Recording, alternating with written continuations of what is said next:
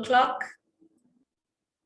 Please let's enjoy ourselves. If you want to you want to chat up somebody, maybe you're seeing somebody in the you're seeing somebody's name, one of the participants that you know, and you wanted to talk to, you can chat the person up privately. While we wait, we have 3 minutes to go. Welcome, Diola. Welcome, Morayo. Nice having you here. Welcome, Eniola Adeyemi, Teresa Jerry, Clara Moron-Foye. Good evening. Happy International Women's Day. How did your day go? We're going to have a beautiful time together this evening.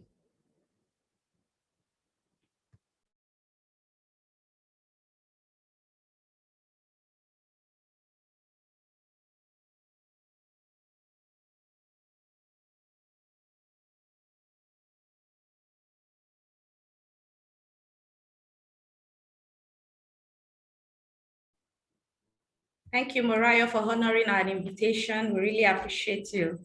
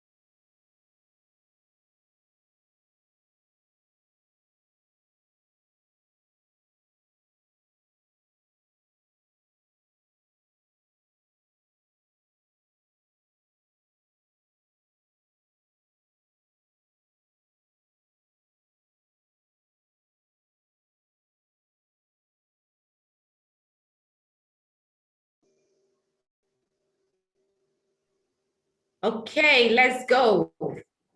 Good evening, everyone. So we have 13 people in the house, 13 powerful women in the house. Good evening, everyone. Nice having you here. Can you hear me? If you can hear me, please let me know you're here. You can hear me and say hello. I want you to unmute yourself and say hello. Let's say hello to one another. Hello. Hi, Adela. Hi, Patience. Good evening, everybody. Good evening. Good evening. Hi, Eniola. Good evening. Nice having you here. How did your day go? It went well. Thank you. Awesome. Awesome. Hey, sis. How are you, Adela? I'm very well, thank you. And yourself? How's your day? I'm good. I'm good. Thank you. You're looking topping. Thank you. And you're not doing bad as well. Thank you, dear. Happy International Women's Day, everyone. Same to you. Happy International Women's Day. Welcome, Morayo, Afolabi Brown. Nice having you. It's a great privilege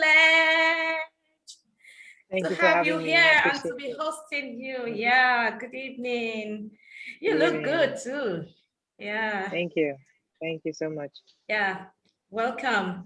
So without wasting our time, people will join us as we continue. This evening, we are celebrating the International Women's Day 2021. And I want to say it's a privilege to see yet another day in the year 2021. In spite of all that is happening, we are here, and we need to celebrate ourselves and celebrate God for the privilege. Okay, so International Women's Day, we're going to, as we go on in the program, we're going to understand what it really is and understanding why we are here. Because, you know, if the purpose of a thing is not known, abuse is inevitable. So we need to understand why we are celebrating the International Women's Day. You know, today I was going through the posts on the social media, and at some point I was like, I hope people are not turning this thing to feminist race. You understand what I'm saying? Because I understand feminism is not about dominating. And so celebrating this, it's not to say that we are fighting or competing the other gender, but to say that we are human and we are all superior and special in the eyes of God. He created us for a purpose. He created the male gender for a purpose too. And so there should be no disparity. We need to understand that. And that's what we're going to talk about. Why are we celebrating International Women's Day? Then we go into the topic, our own main topic, that is women of the future, the challenges and the opportunities that are around. What are the challenges? Who are the women of the future? You know, this morning, I beg your pardon, yesterday evening, it just dawned on me when I was thinking about the theme that our organization, as a Praise Forward International, the theme we picked, and the women of the future, the challenges and the opportunities. And it's just came to me that women of the future, it's a woman that is intentional now, living her life intentionally, presently, preparing the future for the upcoming generation. So your future is now. Your future is now. Yesterday was just an experience. Tomorrow is an idea in your head. Today is your future. How are you living it? Are you living it right? Are you intentional about it? Or you're whiling away or wasting away your time? Because there's an adage that says, as you lay your bed, so you lie on it. If you don't prepare for your future, so now is the time to prepare for your future. Now is your future, that future you're looking at. You were looking at it 10 years ago, 20 years ago. Now 2021 is here. I remember at some point we're saying, you know, the federal government were looking at Vision 2020, and all of a sudden 2020 came. Malaria, eradication of malaria, eradication of polio, and all of a sudden 2020 just came and overtook us. We're in 2021 already. So if you don't think about how you're living today, that means your future, you're not preparing for it. Your tomorrow, I'm going to use the word tomorrow, because that's the tomorrow, it's the tomorrow we're preparing for the next generation. So if you don't live intentionally, you're not preparing for the tomorrow, and you're not helping the generation that is unborn and the Gen Zs that we have now. So together with me this evening, I have Adeola. Adeola will be moderating this event. And let me introduce Adeola to you. Adeola is also a television presenter who has worked on some of the biggest shows and stations in Nigeria, like the Big Brother Naija, Nigerian Idols, MultiChoice, now a Rights Play head of production. She is a mother, a wife, she's a stepmom, nice, a daughter, a sister, a friend, mentor, and a mentee. She is my mentee, you know. Adeola is so funny. Okay, Adeola is also a confidence and clarity genius who creates a safe place for stepmoms to rediscover their greatness and hone it. Now I present to you Adeola. Adeola, we are going to be waiting for Auntie Adesuwa. So okay, we'll start with Morayo. Auntie Adesuwa will be joining us by 8 o'clock. She's a busy woman. She has another event ongoing presently, and she'll be joining us very soon. Welcome, Adeola. Please take the mic. Hello, everyone. Yes, so it's producer, not presenter. Oh, sorry, But producer. I'm still trying to elevate my liver to be a presenter. But for Don't now, I'm a worry. producer. So thank you all for being here this evening, and thank you, Ebu, for such a wonderful welcome. Thank you for being a superstar. I know we tried to catch up earlier on today, and I was in the middle of a shoot, and it was a bit tough, but I'm happy that we're all here, and we don't take it lightly. So thank you all for spending your time on this program and on this call today. And thank you, Morayo. I'm going to introduce Morayo first and read a bit of her profile so that we can know who we're talking to, the phenomenal lady that we have on the show today. Morayo is a seasoned media content creator and program developer with 15 years experience in the industry. Can we please mute our audio, please? Can we all mute our sounds, please? We can hear you. Can we mute our phone? And this program she's doing now, by the time she finishes now, they will call her Dr. Morayo Afolabi Brown. Dr. Morayo Afolabi Brown. What's this all about?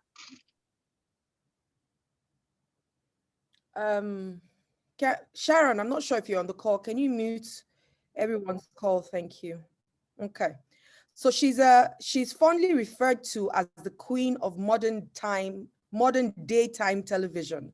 She's a leader, a role model, a people developer, a culture enhancer, and values promoter.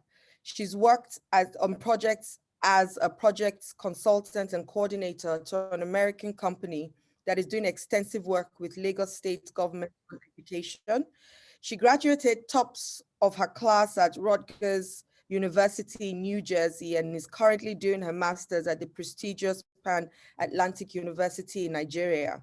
She holds certificates or certifications in customer service, public relations, public speaking, content development, script writing, and neuro-linguistics programming.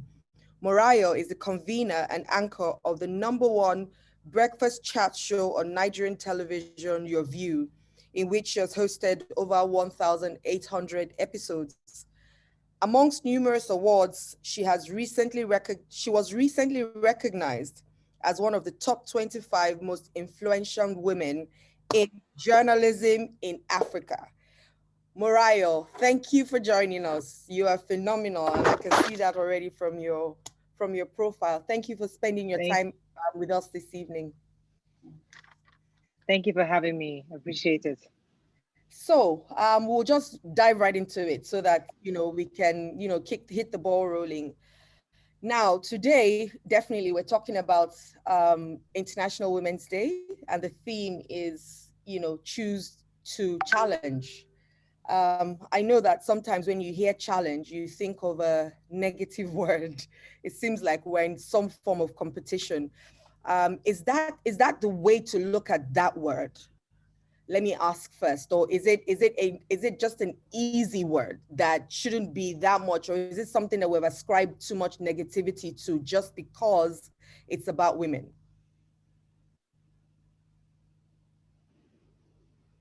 Well, for me, challenge, thank you again for having me. For me, challenge is a call to action. It's a call to begin to participate in what needs to be done, because we all want a better Nigeria for all of us.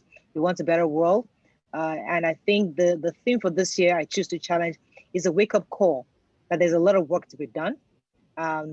Yes, those who have gone before us they have accomplished a few things, but there's still a lot of work to be done as regards equity, having equity in the workplace, having equity in the family, in the home, having equity in politics and governance.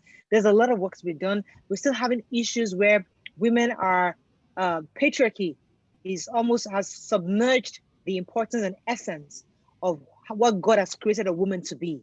So there's a lot of work to be done. So when I hear the word challenge, it's not so much of a weighing down word. It's more of a time for us to rise above the status quo and begin to profess solutions and be part of that solution, so that in future we can say, yes, we added our own quota to where women are today in the future. So that's how I see challenges, not just something to weigh us down, but it's something to call to us to action and to do something to make our society better. as a whole. So, so are we challenging ourselves, or are we challenging other people, or are we? Yes. So I'll leave those two questions. So is it ourselves we're saying, you know what, I can do this and I'm up for the challenge, or are we challenging other people, which then could seem like it's a competition?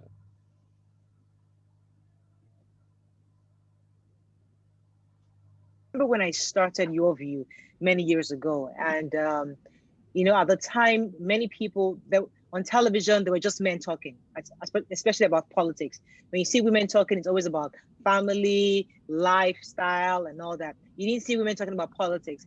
And I just knew we had to have a show where women can express their views about life, about society, about politics, about governance, about policy making, you know. And I did not want journalists. I did not want people who were experts in this regard. I wanted regular women who simply had an opinion. A regular woman opens the newspaper and says, you know what, I have an idea of how this to be done. I have an opinion on what's happening. I just called regular women, and we came together and we got a platform to speak. And so that was me challenging the status quo. That's us taking individual responsibilities in all our sectors. Say, you know what, I can participate in doing something. I knew I was in the media. I knew that I didn't want a situation where a woman didn't have a platform to speak. A woman will be judged by everything she says based on the fact that she's married or she's not married. So I brought a potpourri of women. I brought single women, I brought mature single, I brought married, I brought non-Christians and Muslims, even people. I just brought different kinds of people from different perspectives because I wanted almost every woman to be represented on that platform. And since then, it's been a great experience. So I think it's important that women challenge themselves in every industry you find yourself.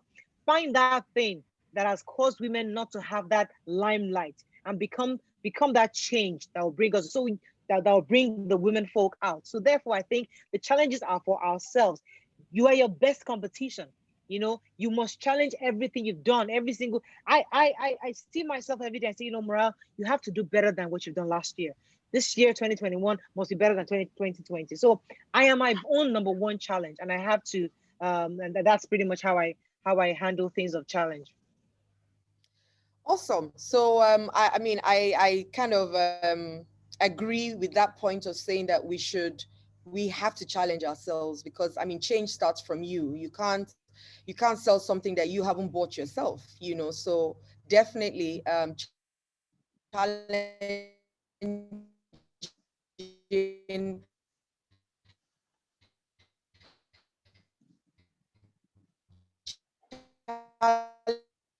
challenging yourself is where it starts from. So let's take industry for quite a while, but how did you start off? So let's talk about how you grew up, you know, what kind of family, because I can also hear a fighting spirit in you as well. So maybe that has come from somewhere as well. You know, so let's hear you. It's a long story. Well, let me cut it short. Here for a while, I was darling. born and raised. Both my parents are from Lagos. I was born and raised here in Lagos, and I come from a polygamous family. My mother is the first wife, and my brothers. I have three brothers from my mom, and the first three came back to back, and between the third brother and me was 12 years. So they left Nigeria when I was like 1 year old or 2 years old. So I practically grew up like an only child. So I didn't have all my siblings, but I didn't grow up with my siblings at all. I didn't go to America until I was like 15 years old. So all my life, I grew up just as an only child in the house. So it was a very, very difficult time for me. And in fact, interestingly, just yesterday, I was telling my husband that I was sharing a story, how in the evening when I come from school, I do my lesson work, and then my parents are not back from home, and I sit down in my neighbor's house waiting all day, waiting all night for them to come home. And it was really, really devastating because my neighbor's kids go upstairs to their parents' room and they play in their room. And I'm thinking, hey, when my own parents come to sit down there, I can be playing in their room. You know, so I had that issue. But then I grew up and I went to Rutgers University in the US. I moved back home and I started my career when I came back in 2003. I started at CMC Connect as in a PR. I was a PR executive, and then I moved on to content media. And I knew I wanted to do media, but I wasn't sure. I think I've shared this story about how I got my first job a million times, but I think I'll share it one more time. So I knew I wanted to work in a media house.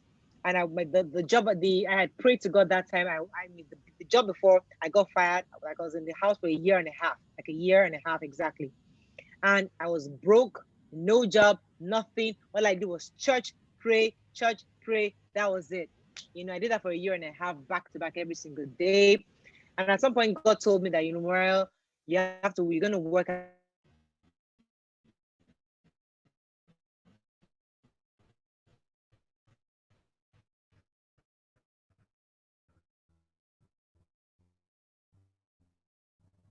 High TV. And I was saying, which one is High TV again? I wasn't sure where High TV was. Cut the long story short, somebody told me the company High TV will start CEO. Just make sure that your CEO sees my CV on his table. That's all. And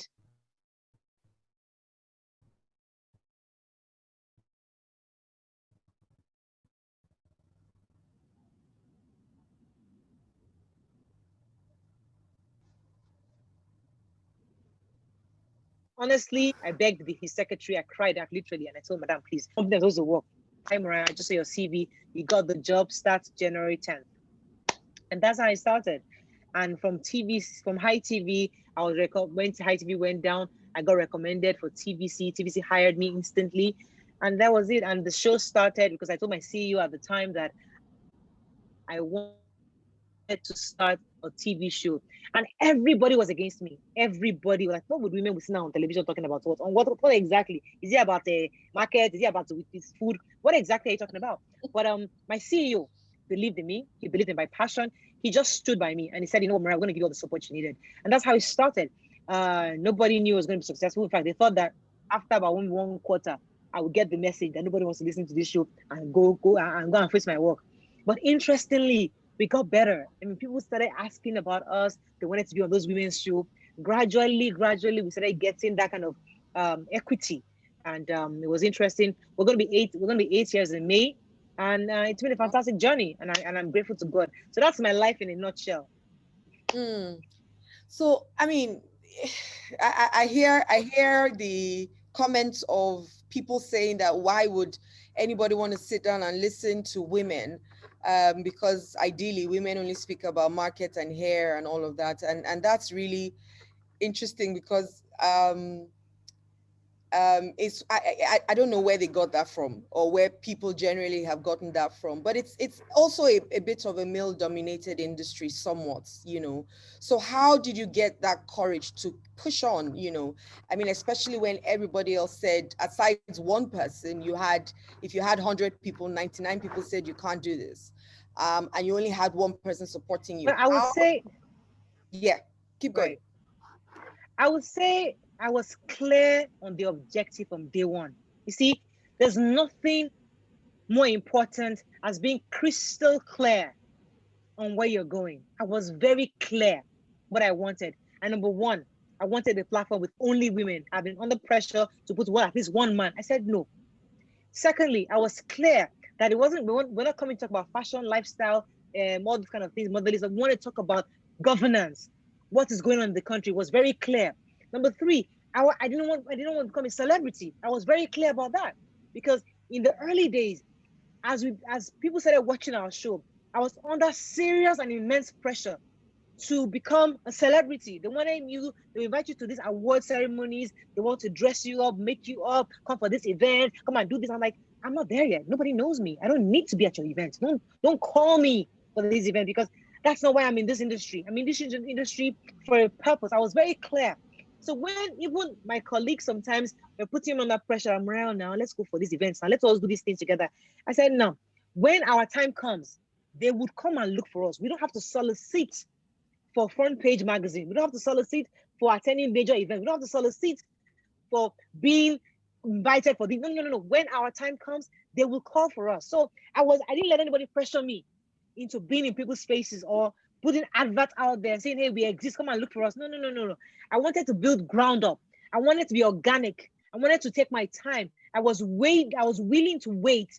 I was willing to be only talking to one woman on television for 10 years, as long as I'm doing it for the right reason. So when I was very crystal clear, I was focused. I knew that I'm not here for the glam. I'm not here for the popularity. I'm here because I had a purpose. And because of that, People saw the genuineness in our presentation. They saw the truthfulness in what we say and how real we were. And that's how we began to galvanize a lot of support. So eventually, our show became a show that even the management recognized that people are listening to these women, even as, albeit they weren't professional, albeit they weren't speaking all the Queen's English, albeit they were not professional journalists. These are women, and what are they doing? They're in the role of journalism, really. So we became a force that people had to recognize, that governors, politicians were now calling us, asking to be on the show. I got to a point where I had to tell people, I'm not going to, sorry, this man cannot come on the show. The producer will argue with me, Morayo, no, he's the governor. I said, no, he cannot come on the show because of XYZ reason. Tell him that we cannot have him on the show, period. So we got to that point. So it's just that once you're focused and you're clear on what this show is about, when you're very crystal clear about it, if you're not in there for the benefits, you're there for the reason, and it's crystal clear, that becomes a guide that sort of makes you strong and nothing can rock your foundation. Okay, so I hear you mention a few words, and I want to key into those words. So I hear clarity, I hear focus, I hear sure, so being absolutely sure. I hear waiting for the benefits, and not asking for benefits now. You're ready to endure, put in the work.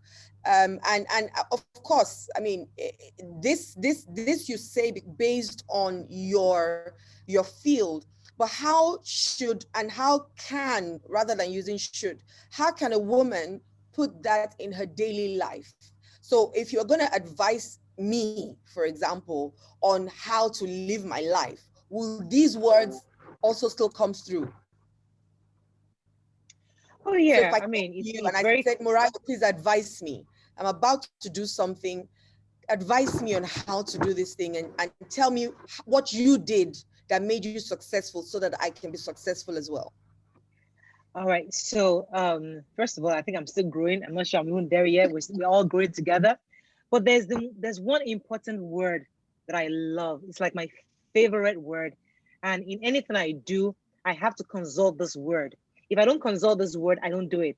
And when I use this word to myself, and I'm able to use that word and answer it, then I move to next step is the word WHY. Why? What is the reason? I had a friend who came to me and says, Morayo, I want to start a talk show. And she thought maybe because I'm a talk show host, I'll be so excited about it. And it wasn't like I wasn't happy for her. But I asked her the fundamental question, why? What are you doing this? Dig inside you. Why am I doing this? In everything of your life, you must be very crystal clear on why you're doing it. Once you're able to genuinely answer to yourself why you are in this and why you're doing it, it now informs the next steps. So I would advise you that whatever you want to do in life, once you start with why, if your reasons are noble, if your reasons affect and would help others, if your reasons are beyond you, your own gratification is about others, once you get that reason right, the forces, the natural forces align to support you, and they help you to achieve that next step. So in every area of your life, once the why question is asked and you are able to genuinely answer it such that it affects the general public, it's not about you alone, and it helps others, God sends resources around you, some people around you, It's and you just working now. automatically see that you can support, and you can move ahead. Can we please mute her? Okay, thank you. Oh, as you mentioned, as you said, why right now, I remember a coach of mine who said, asking one why is actually not enough, and he says you need to ask almost 5 whys. Because the first why, so for example, when I was going to start my my coaching call, I'll call that as a stepmother for stepmothers, I asked myself why. And the first one was, I want to help people. But by the time I asked myself the 5th why, I realized it was because I went through so much pain. And because I didn't have any support or any help from anyone before I plunged into it to either strengthen me to make me go into it stronger or tell me to flee, I then thought, okay, let me try and do this. So for me, I think asking one why may not even be good enough. You need to go deeper and deeper and deeper. And probably the fifth why will tell you exactly the real reason why you're doing it. And then at that point, you'll know whether it's really noble and whether it's from your heart or it isn't. And I just thought to throw that in to, you know, to what you just said. And thank you for your advice. I'm going to ask myself why.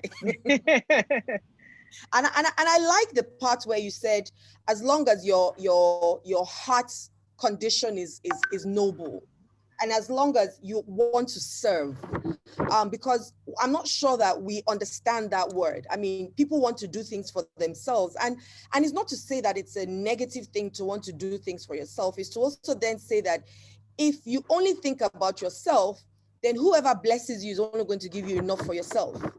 But if you think about yourself and others, then you then get the resources for yourself and others. And then, because, I mean, if I knew that, I mean, for some people who don't believe in God, but I would just say, if I knew that God was going to, if God knew that I was, whatever he gives me, I'm not going to share with anybody, then why should he give me for others? So if you look at it from the point of that, then you understand that service is really important, because the more you have the heart to help others, the more you also get, you know. And so I'm going to move to my next question. You are a very confident woman and unafraid to speak your mind amidst men without sounding rude. How did you pick up this skill, I will call it? Because I mean, we're in Nigeria, where they say women shouldn't speak, or when we speak, we should speak with absolute subjection and respect and all the words, right? And then you're married. So I'm sure at home as well, you'll be hearing, I mean, sometimes I hear chatter and you know, they're like, oh, but how would you? And so you kind of find yourself a bit restrained from saying what you really feel and how you really feel. And I personally think that we have not been trained enough to speak our minds. I personally feel so. And we have been hushed and we have been shushed and we have been, you know, as maybe not even as women, but as human beings, especially in Nigeria or in Africa, because of all the whole respect and then religion and all them things that have happened to us. So we're not able to sit down and actually say our mind. So how have you been able to do that without feeling judged or without feeling, you know, anything about it, and just saying how you feel? Sis, honestly, it's a daily struggle, whether we like it or not. I'm not going to sit up here and act as if, oh, I got it all covered. Yeah, I speak my mind. Trust me, it's a daily struggle. We are Nigerians. We live in this country, unless we live in a different country. So, I mean, I remember that I was the youngest girl in the boardroom at TVC. I was the youngest one. I think I was the only 2 females or 3 females in the boardroom of like 12 people. Only 2 of us or 3 of us were female at the time. And I was the youngest. I was way younger. And I was constantly getting in trouble in the boardroom. I'm like, I will be speaking my mind, and I'll be getting in trouble. When I say trouble, means that I'm having a loggerheads with my colleagues, because I didn't have that emotional intelligence. I did not know that, okay, there's a meeting for the meeting. So everybody has already spoken around and discussed and gotten out their allies before they came for the board meeting. Me, I'll be speaking my own at the board. Hey, Judge, my guy had to call me, Auntie, come. This thing you are saying, you are supposed to have come to me first. Get my buy-in. Go to the clinical of the finance. Get his buy-in. Go around. After you get everybody's buy-in, now bring it to the board. That's how it's done. I didn't know. So this issue of us talking, I would not stop anybody from speaking. But please, as long as you are in this Nigeria, speak with wisdom. We are women. Let's be truthful. I can say up here, speak your mind. I can tell you, speak your mind. You go and speak your mind and you get in trouble. That's the truth. Speak your mind, no doubt about it. But we must apply wisdom in every area, especially when we have to have that emotional intelligence to know where we are. Because I've been pained by just speaking my mind. I had that foreign mentality of, I'm going to say it as it is. And I was saying it as it is. Yes, they heard me. They applauded me. They cheered me on. But guess what? When decisions were made, I was not there. So I became affected by a decision I could have been part of if I had emotional intelligence. So I learned on the hard way that in this country, Nigeria, that we live in right now, we have to apply, as women especially, we have to apply wisdom in different things. So I am part of the decision making. But when I read the where we are, and I realize, okay, these are men who feel like, okay, they're in control. I let them be, let them have their manly moments. After that, I go one by one to them. Hey, sir, that thing, I think it's like this, one by one. At the end of the day, everybody does what I want. But I didn't come out as a 21st century woman to spill it out in front of everybody. No. You don't win that way. Unless people might argue me and say, no, Morayo, that's not true. But I'm telling you you ask me how I do it. When I enter, I'm privileged to be working with governments in recent times. I'm working with an American company right now that is doing some work with Lagos State government. And I'm the project consultant for Excel. And I have the opportunity to meet with public sector people. And now these are Lagos State government people. And you know how government people can be. There's a lot of mommy, daddy, sorry, ma, okay, no, sir, I know. You have to understand. If not, if you go there with, I'm educated, I came here, I'm a consultant, I came here to, this processes are here. If you go there, no problem, they'll listen to you. But guess what? The real crux of the matter, you miss it. So I have gotten here by applying wisdom.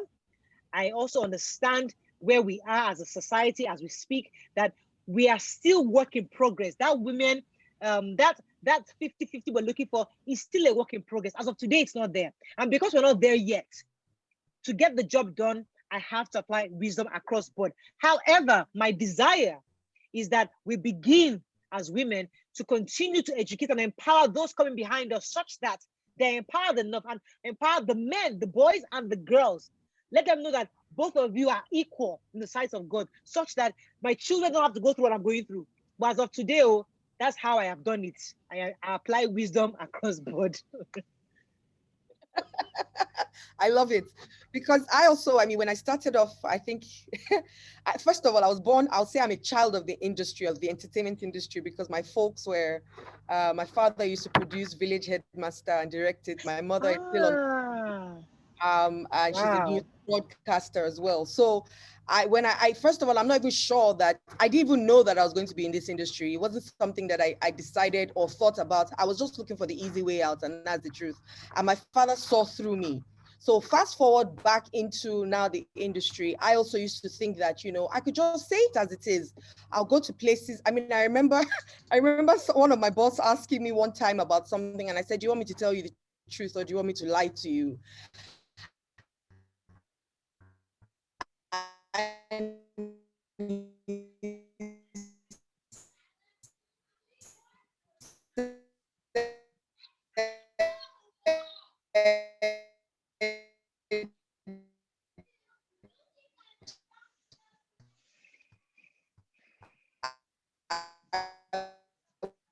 Want you to tell me the truth. And I asked him a straight up question. What makes you any special than what they're doing? But I think for me, learning and understanding the rule that the only Yoruba thing about me is my name.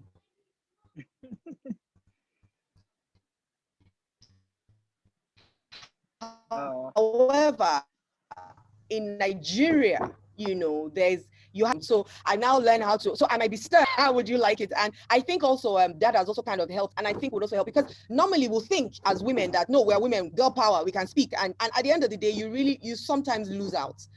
And I realized that that hot-headedness can make you lose a lot of things. So like you said, the decision has already been made. You are just entering after. So thank you for that.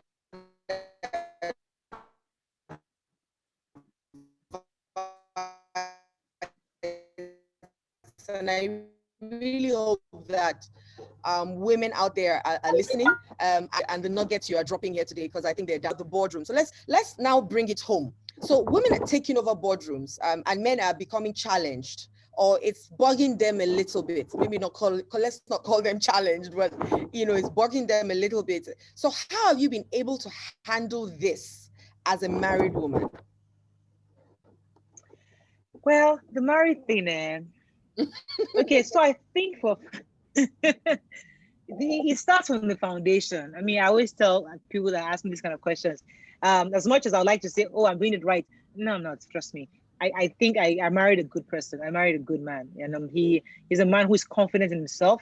He's a man who has a good foundation in God, you know. So because my husband wakes up every morning, 5 a.m. He has gone out, he's praying, he's jogging. After jogging, come back, prays for all the children. After praying for the children, he comes to me and prays for me if I leave the house. So you think it's something I'm doing? No. That's his foundation. That's how his own parents raised him. So for him, family is important. He grew up with his parents praying for him. So what I enjoy with my husband is not because of something I do. It's just because of who he is. Left to me, because to me, I don't think I'm going to deserve this kind of man, because I'm just But the truth is that my husband has been supportive from day one, no doubt, and he's very liberal. However, no matter how liberal your man is, there's that thing in him that still says, I am the man. So when I'm doing Morayo Afolabi Brown on TV, we go out together and they want to take a picture. He's just looking at me, okay. After we get into the car, please, Morayo, next time when I'm with you, just tell these people that are disturbing us that you're not available or something. I say, I can't say that too. These are my fans. We think of your fan. Please, then they're with me. When you're with me, tell them you cannot take picture. I say, so gradually it took me a long time to make him understand the fact that, listen, we're in this together. So what I did, and I hope he's not around because I stepped out. What I did was that I carried him along in this thing called celebrity. I post his picture, I talk to him, I engage him on social media. So it's not just me. So it's not just Morayo knowing. So you know both of us. So when you see us, Mr. Brown, it is an equal thing. So as I am going up and people are knowing me, I'm also saying to my husband, yeah, let's go together. So that it's not just me, because it was only me in the limelight. After a while, he will begin to feel like, oh wow, so now why everybody's liking you, and you're this, and yeah, I'm just this person. Oh, now that he feels it, the other day he wanted to post something. I said, listen, you can't post that because the people know you already. That will come across as irresponsible if you post it. I advised him. I said, you're not just no more a Mr. Brown, you feel me? You're now Mr. Brown, but people know. So you can't post that on social media. So he understood, because I have built his own profile alongside mine. I didn't leave him behind. So that was very intentional. It wasn't by accident. I'll put him on TV. Finally, he now had enough confidence. Last year, he threw me a birthday party. He did on social media. After I've helped him to build his profile, now he has not passed myself, going ahead, doing things. So I realized that actually this guy likes this thing. He was pretending as if he didn't like it before, but he likes it. So what he said, but I let him go. So that helped me, because then whenever I have any major things to do, he doesn't feel left out. That's one. I mean, recently a hotel paid for us to come for the weekend together, which was done before. It was just me. It was just me they were invited, but now they invite us both because they know us together. Whenever I go to any major important meetings, I carry him along. I say, please, this is my husband, Mr. Femi Afolabi Brown. So I carry him along. Two, I'm also very sensitive to his needs. I know that there are a few things he likes. I mean, me and my husband used to be at loggerheads, especially when I was getting more popular. He thought I wasn't listening to him. There are three things my husband likes to do. He likes to sing, he likes to pray, and he likes to exercise. Those are his three favorite things. And me, exercise, I cannot do. Singing, I cannot do. Prayer, I can do, but not like he does. So it was a struggle for me. But eventually, gradually, I started participating. Although I don't do exercise, because I don't do exercise, he now gives me something called apple cider vinegar every morning. I drink it. I participate with him. When he comes home to do sit-ups, I just sit down there and just talk and just act as if I'm doing the whole thing. I'm not doing it, but I'm there with him. So I participate in those things he likes, because there was a time where we're fighting every single day. He doesn't listen to me. Was late RDJ told Mr. Morayo, is there something you've been procrastinating about to your husband? I said, what do you mean by that? Like, a man, you have to earn a man's respect. He doesn't give you that respect. So to earn his respect, if there's anything you have been procrastinating about, either weight loss, either something you're telling him that I want to start a business and you're not doing it, start that thing. You earn his respect. And that was a light bulb effect for me. I began walking with him and exercise. I didn't want to exercise. I'll follow him in the evening. Even though I'm tired, I'll take a walk with him. We started holding hands, talking, and just I realized that gradually we became closer friends. Two, I began praying with him. I started waking up early and with him. I'll pray with him. Both of us will read Bible together. I'll pray together through that. Then there was the third one. I don't sing, but singing. I was participating in what he was doing. And gradually we became closer. So that has helped my marriage, especially the TV presenter. But what helped, the master stroke is carrying my husband along in everything. There's no thing you want to invite me to. I'll tell you, please, there are two of us. And I carried him along, and I think it has helped me so far. And I think that has helped my marriage. I can see people in the chat, saying wisdom. You have given me lifeline. I like this woman. I just wanted to show you that people are loving up on you. People say Morayo fire. When you mentioned build his profile along yours. And there's a lot there's a lot in the chat, and so maybe you can see how people are enjoying the things that you're saying. I mean, it's like you've also spoken to my heart as well, with talking about participation. A lot of times it's easy for us to complain about the things. I remember I was listening to one of my coaches who said, write down all the things you want in your man or your woman. And after we finished writing it, he said, go and become it. When you become it, then, and that was mind blowing for me, because I'm like, it's so easy for us to say he's not,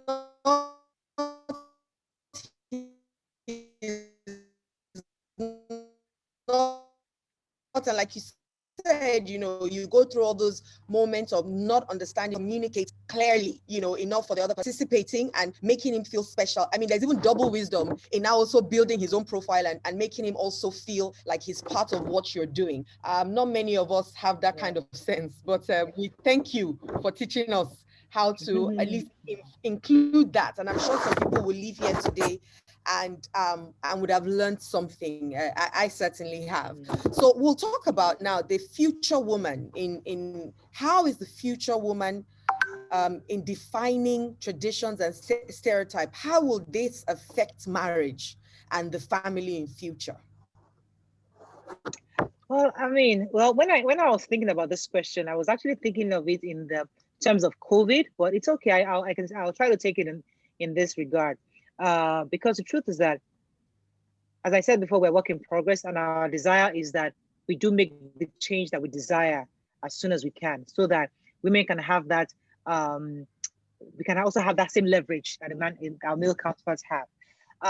But I believe strongly that we've made progress, and I believe strongly that there's a lot of opportunity out there for women to take advantage of. I was thinking that during this period of COVID, I think COVID was just a season where people were able to realize how women could multitask. I mean, we are all here. My kids were just around a few minutes ago, and I was trying to get them away from the room. We're all doing so many things at the same time at our own flexible timing, which was this time last year or 2 years ago, it was unheard of for us to have this kind of meeting virtually. So I think the future is making things easier for women, where as a mother, you can actually take out time and work from home. You can do so many things. We can order food. We can do mile 12 shopping from our phone. All the stuff that used to be a hassle has been easy for us today based on technology. This is a huge opportunity for us now to begin to build capacity, because we have the time. And I'm talking to you right now, I'm doing a master's program in Atlantic. I'm doing a second MBA program in a company in a school called in Zurich Elite Business School in Switzerland. So how can I do it? Because we are at a time where we can multitask. These things are done virtually now. So women have a huge, tremendous opportunity. We have no more excuses. We can do classes. We can watch things on social media. We can have classes on YouTube. There's some immense information out there for women to build capacity, because the positions are out there, the opportunities are out there, but they need women who have the knowledge, who have the experience to take those roles. So if we're going to take over in future, which I know we are, we must have the capacity to do that. So I think that the future is really bright. We have the opportunity, and I think also a lot of men are being left behind. I think because we women are seeking knowledge, we're getting knowledge, we go for these conferences, but our men are just like, I beg, what are they saying? I beg, I'm not interested. So I think we need to find a way to get more men to build capacity, because it's looking like we are going to take over. I mean, I would love for us to take over, but I don't want us to take over and leave the men behind. I would like us to also carry them along. So I think the future of women as regards career is brighter because we have many opportunities to build our capacity at this time and begin to take the place that we ought to have taken for centuries. That's one end.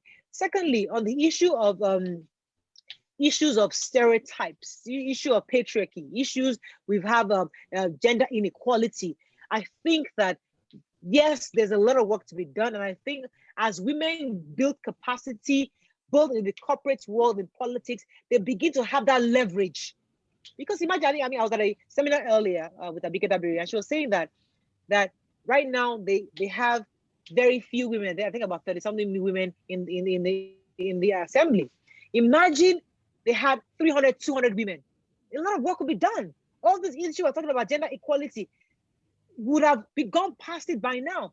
Obi Ezekwesili was also at the same event I was earlier, and she was saying that the data shows that all the countries that have female presidents are doing better. All the economies who have female presidents are doing way better. And even companies that have female CEOs are doing way better. Why? Because women don't have that ego of not allowing new ideas. They are vulnerable and they're willing to say, I don't know, teach me, help me. They're very inclusive. They try to get in people, the experts, to come and help. So these economies are doing well. These companies are doing great. So I think career-wise, policy-wise, corporate-wise, we have a huge opportunity going forward. However, as we do that, we must ensure that we are clear, we have enough capacity to do it, and we know exactly what we want to achieve. Gender equity is extremely important because I even have a friend whose her father recently died, and he has a house in Edo. She's the first child. Unfortunately, she can't have the inheritance just because of the laws in our land. So I think the opportunities are there. We've seen the data across the world. We just need to make that data work for us in Nigeria. We need to know that we have the opportunity, and it's time for us to take our place as women as we should. Okay, so I in what you just said, I think that was really amazing. I picked up a word, imbalance, between the and how men now sit down and like what are they doing, and then the women are out there. I think I may sometimes fall into that category because I'm constantly buying one course, jumping on one conference, and sometimes I get a smirk or a yimu, as they call it, like, what are you doing? What are you always doing type thing. And I feel like sometimes I may just leave you behind, and so sometimes I used to think, would it be, I had a little bit of a fear, let me use that the more I know and the more I know will make me more powerful, will then make sure that my results are better and bigger. Would I not be leaving other people behind? How do I also gather them along as I'm moving on? But I've also learned that I must carry myself first and reach there first before I can even try and help other people. And it doesn't matter whether people join you or not, Let me even tell you how I do this thing with my family. Yeah. My husband just stepped out because he keeps coming in and out. So once he steps out like this, I try to please say something. He just stepped out now. Okay. So what I do for him is that when I go for all these conferences and I record them and I get the audios, I just leave it in my room. I just play. I pretend as if I forgot it. And I go and I go to the bathroom or go downstairs and I leave it just playing. Come on, reduce this thing. I won't answer him. You just be there. And subconsciously, somewhere we'll be here listening to it. Initially, I did that. And initially, that thing you're listening to, who is that person? I'm like, he's even praise for it. So praise me. Okay, that's it. And he moves on. Gradually, another time I'll drop on that audio like this. He's been playing, So gradually, he's getting the knowledge, but he's not telling me he's getting the knowledge. But when we are talking about other things, in my mind, I think, this guy heard that thing. He's using the knowledge, but he doesn't tell me that he's using the knowledge. So I did that to help because, as I said, I was very intentional about my husband because, trust me, when you feel like your partner is not in you with this thing, you feel like you're leaving him behind. Same thing with your family and friends and even those around you. Share that knowledge. Educate. If you go for a praise for a conference, come back, share knowledge with your friends. We have that small, whenever the ladies of your view, I have like 2 life coaches who once are they when BC gets one information like this, she'll just sit down after the show. She'll now teach us master class. I'm like, hey, very good. That's why you are here now. Yeah, come and teach us. So she shares the knowledge. And the more you share, the more you become an expert. So as we learn, let us share the knowledge. Other women, other men around us, those around us, the community, let's continue to share that. Don't just keep the knowledge, keep it yourself, because you will forget it. But the more you share it, you become an expert, and you're also helping other people subconsciously, because they will take in that learning, and that's how we begin to build capacity for more women. I thought I was the only one that did that trick of playing in the background and walking away and pretending that I forgot. I thought it was only me that did that trick. And I'll hear, please, can you reduce it? Oh, sorry, I apologize. I didn't know that it was too loud. So I have my headphones on and I make it too loud. So lying down by his side, he will be hearing some of it. And like you said, subconsciously, it sticks in the mind. And so sometimes when I hear his conversations, he mentions some of those things. I'll say, yes, we're reaching there, Small, small, small. And I also agree, repetition leads to mastery. And so as you learn it, you teach other people as well. I'm an advocate for that. I mean, I think people around me are a bit tired of me now, but I'm like, we're going to keep moving. One day you will reach where I am, whether you like it or not. So well done. Thank you for that. Now, I'm going to ask you 2 more questions or 3 more questions, and then I'll open the floor for anybody who wants to ask you any particular questions so that you can or you can drop some of your questions in the chat box, or if you want to speak to her, eventually we can unmute you and you can ask your question. So, does the future woman need to marry?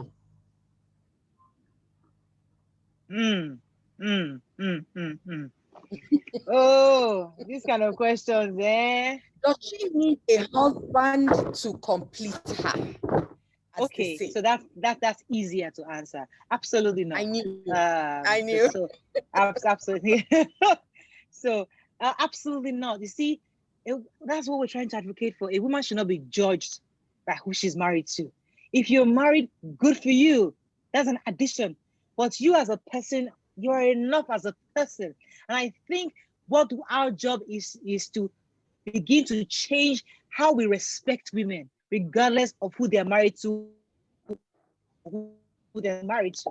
So I think it's important for us not to judge women based on their marital status. And I think that was one of the things I challenged today on the show, that patriarchy has put this subconsciously that a woman should only be regarded based on if she's Mrs. somebody. And I don't think so. So the future woman definitely would like to have a companion. And I think we've seen more of that these days, where people don't want to be defined by a paper saying, oh, you're now married. Once you have a companion who you respect each other, I'm not advocating for what's the word? Is that adultery or what they do in the Bible? I'm not saying that. What I'm saying that 2 adults are coming together. I've known a few people who are people I'm close to. They choose not to have the paper. They are 2 adults. They love each other and they're partners. It's not biblical. It's not part of what the Quran asks of you. But the point is that you have a companion and you have somebody you want to be with. Now, there's some women that say, you know what? Nobody came around and I want to be myself. I want to be judged for who I am. I think we should do that. I think part of our job as women is to cheer on. Many of us, once we get married, we abandon our single friends as if it is them that want to come and spoil sun in our gari. It is wrong. In fairness, in the early days, I would say that there was that initial advice from your mothers and friends. Yeah, all those your single friends, oh, it's not time for you to be hanging out with them. Oh, you are now a married woman. So we follow that advice based on what our parents told us.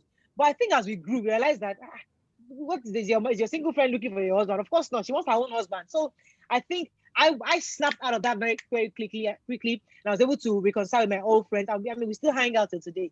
But the point I'm trying is that the future of the woman, the woman in the future, doesn't necessarily have to be accompanied by a man.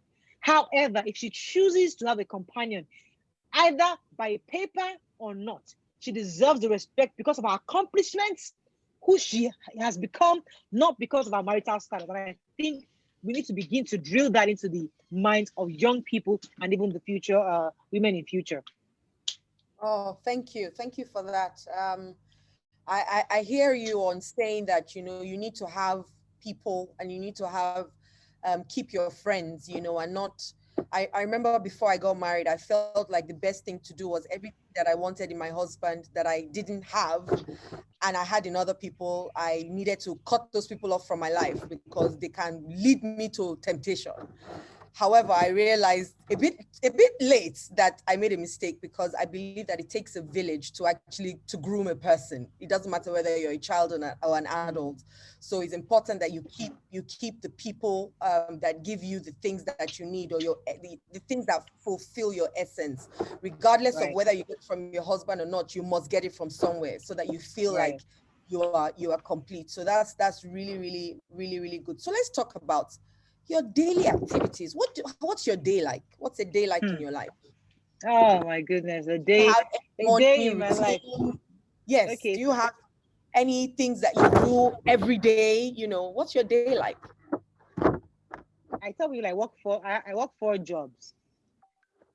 So I tell people I work 4 jobs. So in the morning I have to be at TBC at 7:30, because 7:30 by 7:30 to 8:15 I get my makeup done. So it takes about 45 minutes to finish, because there's always a line who gets there first. So first come, first serve. So if I get there first, or the BC gets there, or talk about whatever. So we take our turn. 7:30 to 8:15 is makeup. 8:15 to 8:45 we read the papers. 8:45 the show starts. No, the wake up Nigeria ends. Then by 9 o'clock, our own show starts. Anyways, 9 o'clock to 10:30 the show ends. I'm zooming off straight to the American company I said I work with. Straight, I'm there. That office is in Yaba.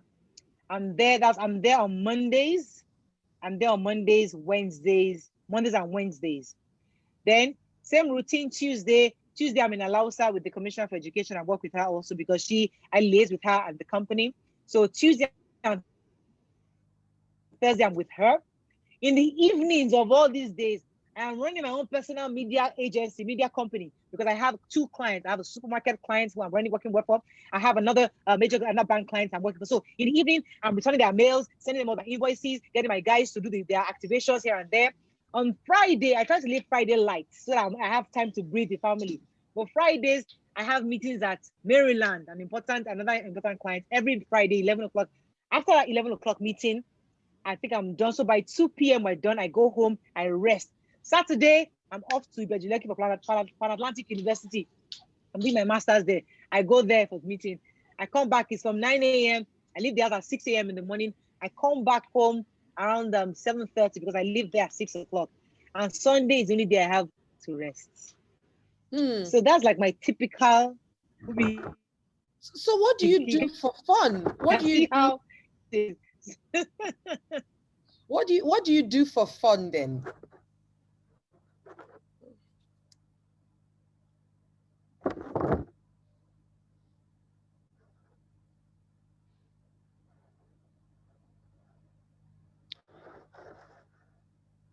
What did you say?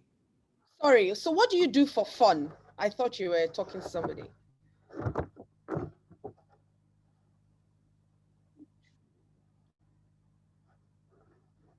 Sorry, I think that I was muted. So hang out with family, watch movies, stuff like that. We just hang out.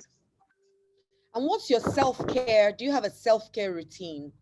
You know, are there times, because I hear the busy side. I want to hear the chill down side, you know, because I also don't, I sometimes believe that movement doesn't mean progress, you know. And so are there times when you're still, are there times when you spend time with yourself? Are there times when, you know, you dedicate to, okay, this my lover's time or my children's time? Is there something you do? Is there a routine you do with your kids, for example, maybe every day or every other day? Is there something, you know, because yes, we want to keep busy, but is there something you also do on the softer side that you'd like to share with us? Well, on the softer side, what do I do? I don't know.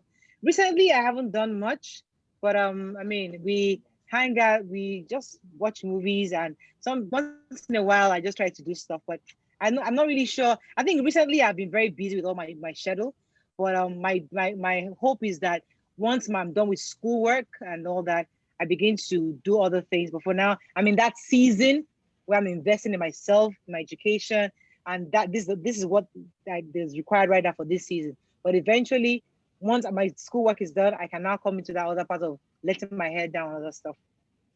So do you believe in this word balance? do you believe in that word, finding, they call it home life, or is it, something, home life balance, work, Yes, career. work-life balance. Yes. So do you believe in it? I'll tell you what I believe after, but you share yours.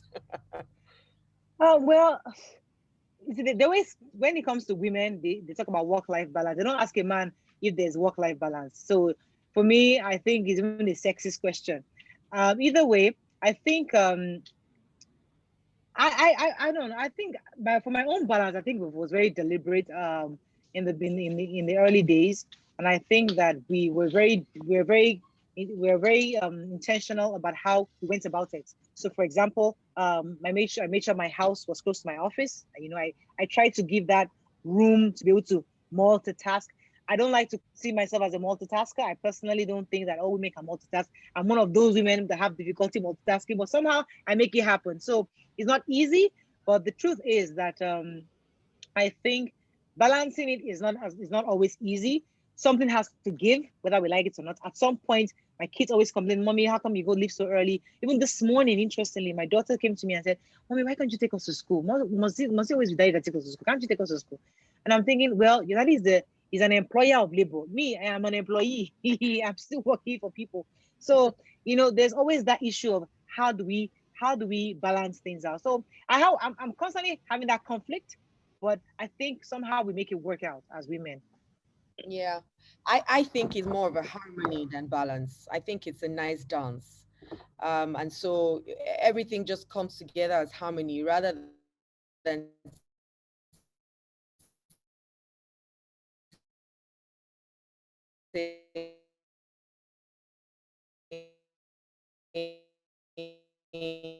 oh, balance here, balance there, because you really can't give anything. Something would always outweigh the other, and that's my own personal opinion. My last question: did you hear the question? What legacy would you want to leave behind? You have muted yourself again. Yeah, Good. yeah. What legacy would I like to leave behind? Yes. What would you like to be Uh, remembered for? for giving women a platform to speak. I think that's one of the things. Recently, I was telling somebody that I'm very proud that a few women that have come through me, that have come through my platform, have their own talk shows today. I mean, and for me, that's my greatest accomplishment. As no matter how fulfilled I feel, that is my height. So I want to be known for a woman that set the pace and set the foundation for lots of women to springboard into their own, to find their own space. So lots of people that have come through my show, through me, who I auditioned, who I brought on the show, give them a platform. They have their own talk show, they have their own radio show, they have their own platforms.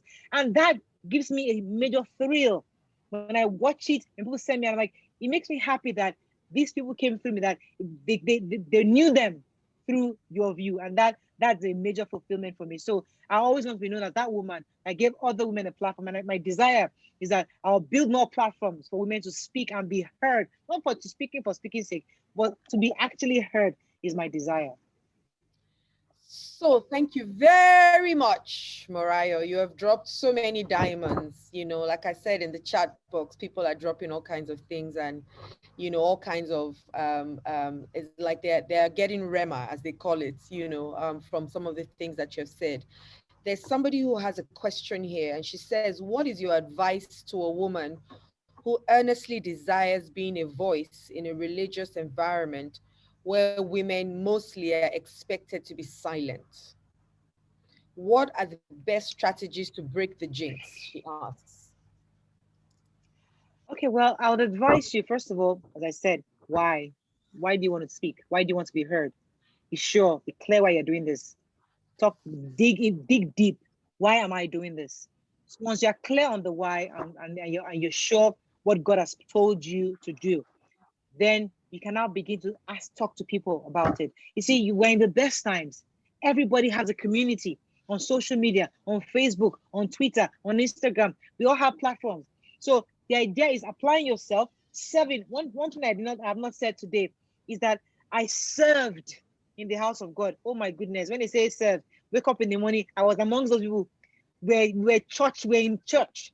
So that kind of person who wants to serve, who wants to speak, who wants to have a voice in church, first of all, apply yourself, be known, be seen, be available. Let the leadership know you. I think Abikadabi said something earlier in the session I was earlier, said that you must go to the grassroots, go to the people, let the people know you.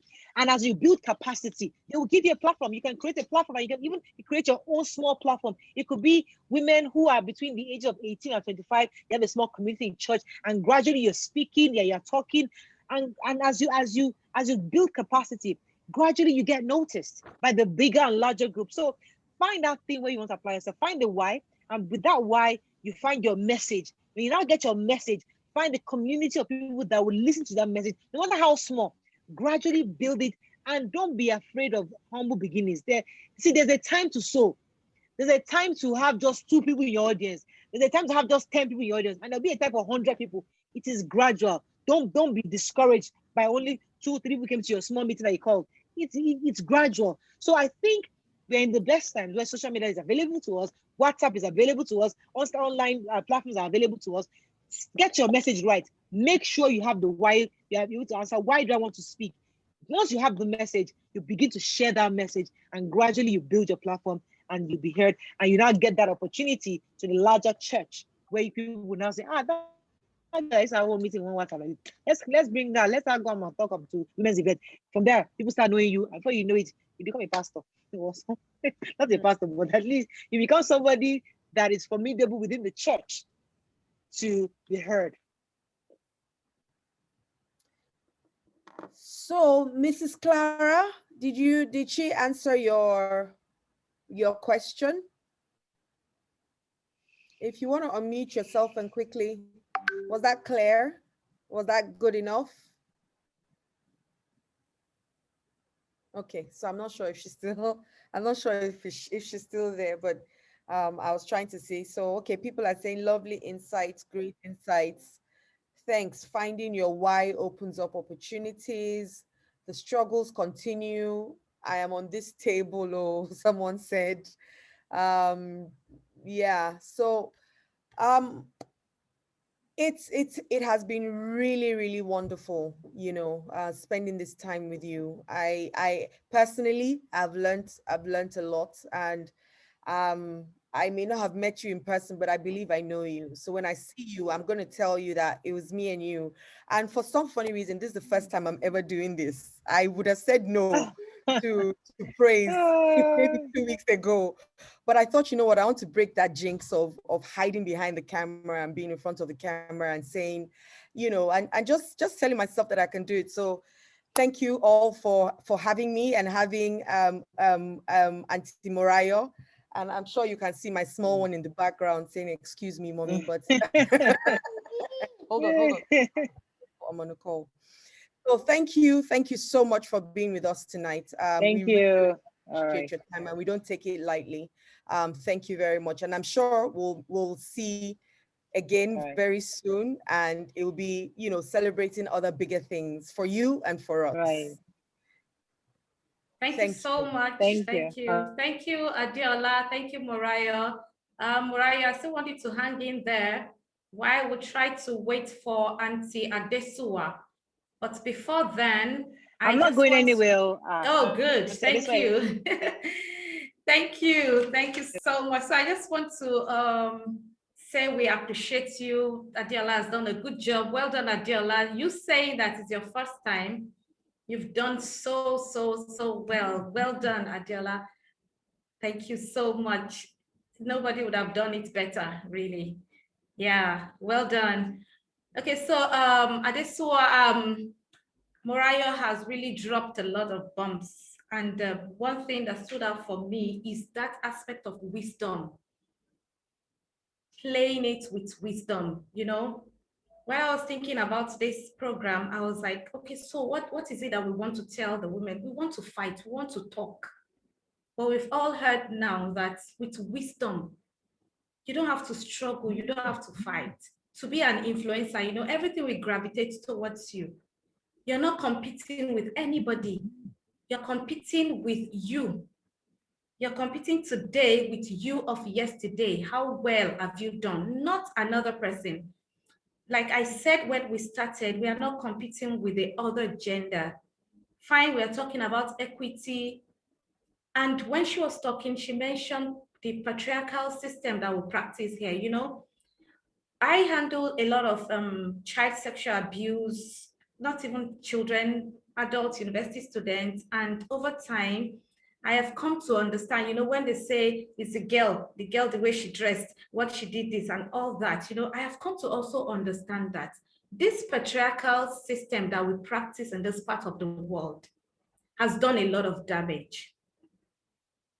This patriarchal system make the women to see themselves as a second-class citizen everywhere. So in the family, we have boys and girls being raised by parents, and the girl is being raised to be somebody's wife. They will tell you, you won't sweep it well. You better learn how to sweep so that you can sweep well in your husband's house.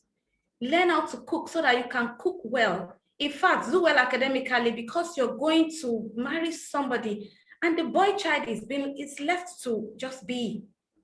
Nobody to correct him and all. And this is where all this starts from. And Morayo has helped us to understand this evening that you can be who you want to be if you have a clear vision, clear understanding. You understand your essence, you understand your purpose, you understand why you are here. And to do that, you know, like we said during our meeting yesterday, when we're talking about the new rules of parenting, Praise for Owen mentioned that a lot of us have been damaged. I just mentioned the patriarchal system. We have gone through a lot of abuse, emotional abuse. And in our organization, we have coaching system, we have counseling system, we have therapy system that can help you. Peradventure, you're here in the house and you're wondering, how will I do this? When will I start? How will I correct the wrongs? Some of us are even right now, because we are hurting, we are also hurting our children. And this is our future, the future we're talking about. What plan do you have for these children? What have you done wrong? You can still correct this wrong. And this is where I'm going to announce to you that from on the 28th to the 16th of April, 28th of March, every Sunday in the month, the last Sunday in the month of March and the first 3 Sundays in the month of April, we have the new rules of parenting. Fine, it is a parenting course, but during that course, we're going to go through the process of healing and understanding your essence, because you can't give what you don't have. So during that course, during that master class, we're going to go through restructuring, understanding who you are, understanding your essence, knowing, you know, calling your attention to your personality, calling your attention to your purpose. This will take place before we now go into the understanding the new rules of parenting. And because you're here this evening, there's a special opportunity, advantage given, and that is if you can pay. This course itself costs 85,000 naira. But if you can pay within the next 24 hours, I believe you all know that we need this healing. And if you can pay before the next 24 hours, by the next 24 hours, you're going to pay 50,000 one-off. And I'm expecting that the admin and my team will drop the link. If you want to pay for this course, your payment of 50,000 naira between now and 11:59 p.m. tomorrow. If you can pay 50,000 naira, then the link will be dropped for you to register. Then we also have on the 14th, this is a women gathering. We also have on the 14th, peradventure, we have young ladies here, getting married without tears. This is a free webinar coming up on the 14th of March. That is next week, Saturday, I think. 14th of March, 7 p.m. The link will also be dropped before the end of this meeting. You can key into this free program, this free meeting.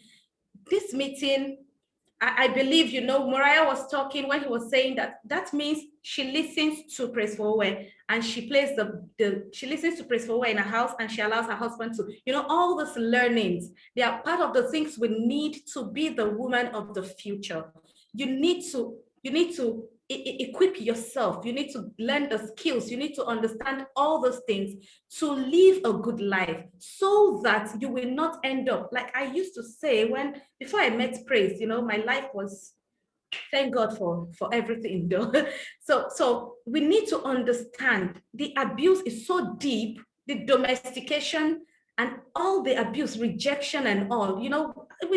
She also mentioned it, just come out to talk. You don't know that there's a protocol, there's a back end arrangement to all these things. And this has damaged us. I want to understand that a lot of people, we need healing, so that you can see she's running a cult, she's working 4 jobs, and she's stress-free. See her look and all, she's stress-free. And it is because she understands what she wants. She understands her purpose. She asks herself the right questions. And with all these courses, you can help yourself to get to that level of wholeness. Diola said, is it possible we live a balanced life? And one thing that I noticed about Morayo was that she said, now this is what she wants to do. She wants to go to school. By the time she's done with school, she'll be able to now get her life. This is understanding purpose and equipping and getting skilled for the life ahead. Thank you very much, Morayo. Thank you so much. I learned some. Auntie Adesuwa is in the house. Adiola, please take over. Thank you very much. Thank you, Ebo. Auntie, I'm not sure that you knew I was the one that was going to be interviewing you this evening.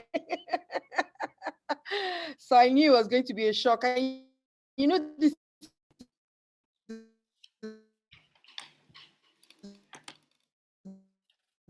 If you can hear me, let me change my. I don't know whether it's my data or yours. I'm blessed. It's so good. It's Adiola's network, Auntie Adesuwa. Yeah. Okay, it's not my own. Diola is in the blood.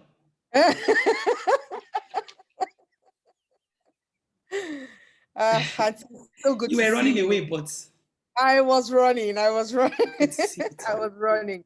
So thank you so much for being a part of this show this evening. I remember when they said, Auntie is already part of something, but she's coming. I said, okay, I'll wait till I see her.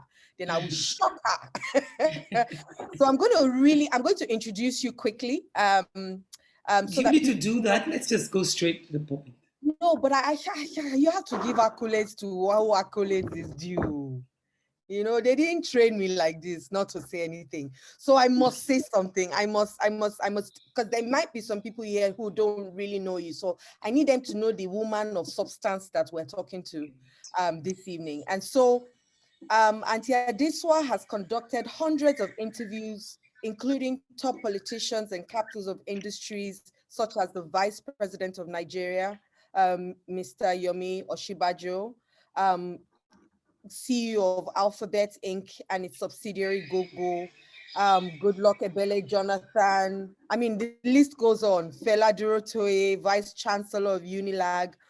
There's celebrities as Omotola Jolade Akinde, Adesuwa Itomi Wellington, Annie Dibia, amongst others. After 15 years as a social service reporter for the National Television Network News Service, she retired to private practice as an independent content provider for television through her production company, Universal Communications. For 10 years, she produced and presented a half-hour show featuring women and issues that concern them. Through her program, Today's Woman with Adesuwa, in addition, she also anchored the popular national chat show, One-on-One, which hosted national leaders in business and politics speaking on developmental issues. Added to her portfolio is the foray into publishing via a lifestyle magazine. So Today's Woman, since 2007, has become the prime choice of discerning leaders. I mean, I can go on and on and on. And then on top of it, she serves as the publisher and editor in the chief of the company. She has a staff strength of over 20 people and a distribution network that covers major cities in Lagos, in Nigeria. Following constant and increasing demand for the product outside Nigeria, TBW magazine has now an online version to cater to readers across the globe. She is married. She has grown children. She has a certificate from the London School of Public Speaking, a master's in language arts from the University of Ibadan, where she was lectured by Wole Soyinka. Adesuwa Onyenokwe is a fellow of the Bloomberg African Leadership Initiative. And like I said, she's married with grown children. Auntie, I mean, like, thank you. And my hands are, I can stand. If I stand, you will not see my face, but I'm matching and grounding my hand up in the air. Thank you so much. And thank you for being a woman that we can look up to. It's amazing how, you know, at least I've watched you grow. I've watched you almost all my life. And I've seen how phenomenal you have become, and you're one of the women that I would say I look up to, and when I see, I'm proud of. So thank you for at least being a part of my experience and my childhood into my adulthood and into further, but also thank you for being somebody that people can really, really look up to and want to be like and emulate. And so today we're here talking about the Happy International Women's Day. I forgot to say, Happy International Women's Day. And the theme this year is, I choose to challenge. And I asked Morayo this question earlier on, that when you hear the word challenge, does it then seem like it's a negative word? Because when you hear challenge, you're like, okay, who am I challenging? Is it myself or is it people? How does that word come to you when you hear challenge? And that I choose to challenge? Well, it means that you choose to speak up. It means that you choose to lend your voice. Please pardon my voice. I've been talking all day. Wow. And I lost my voice. Well, I mean, it's a long story. I lost my mom. We buried her. So you know what it's like when you do all the dancing and singing. And the voice is still trying to come back. So challenge for me is like standing up to something. It's like recognizing that there's something that needs to be done differently. And so the challenge is an opportunity to grow, an opportunity to change, so it's not necessarily negative. Just like personally, I don't think failure is negative. And for the benefit of those who are watching, in case the internet is a little wonky, I think I'll change, whatever happens, I'll just change the source of data. Okay. I don't know if I'm still being viewed easily right now. Yes, you are. So challenge is not a negative word. It's a positive word because it can bring up positive results. So how can women challenge the status quo without creating another future of imbalance? Well, the thing is, in trying to challenge something, it means there's something that could be better. For example, I have chosen in more recent times, in fact, one of the lingo I use today is I choose to challenge the fact that nurture is gender specific. Nurture is neutral. It's not male, it's not female, which means that a man or a woman can take care of a child or a home, because that's what causes this disharmony, what we call no balance. Because a woman is trying to play a role and mixing up with responsibilities, she's forever being pulled in different corners, right? Fine, there's certain roles that biology makes it impossible for a man to play, but there are very few, and it's only for a period. After that, a man can also support, even if he's not a man. If, for example, I'm a working mother and I have to go out and my baby is old enough to eat or whatever, and the house it has to be taken care of, I can hire someone to take my position in the house without feeling guilty that I've deprived my children of their mother. No, their mother has delivered them and she will play the roles that are necessary. Why is she going out? To earn an income for them, to earn an income to support the family. So in doing this, in speaking up and saying, I choose to challenge, nurture, it means that I'm ready for anybody who's going to come back and say, are you saying that women should not look after babies anymore? Or are you saying the women might turn around and say, that's not my role? No. What I'm saying is responsibilities are different from roles. When we decide as a family that we need to have children, then we should decide how are we going to raise them. We should talk about it and decide and agree. We shouldn't expect that one party is going to take all the responsibility. In the same way, in any way, whether it's providing for the house or caring for the children, two parties must negotiate and agree. In the situation where I bring in more bacon, it means that my job is more important than my husband's own. Therefore, I should have more time to be able to stay and do my work at home and be available. But if his job brings more bacon, and I know that somebody has to do at least, we shouldn't forget the family completely. That's what I'm saying. But it doesn't have to be one person's responsibility. So we should not create another imbalance with this kind of challenge, because we should agree where we are going to. Because imbalance will always exist. Let me tell you that. There's nothing like balance. But harmony is what we should seek. Because one will always go the other way.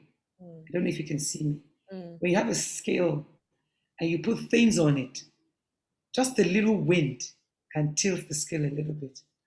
That's what happens. Our lives are never like this. They're like this. But we remember and we bring it back and we bring it back. So it's harmony. We both agree that, hey, look, at this point in time, we got to have this happen in our family. So who's going to do what? So it's collaboration.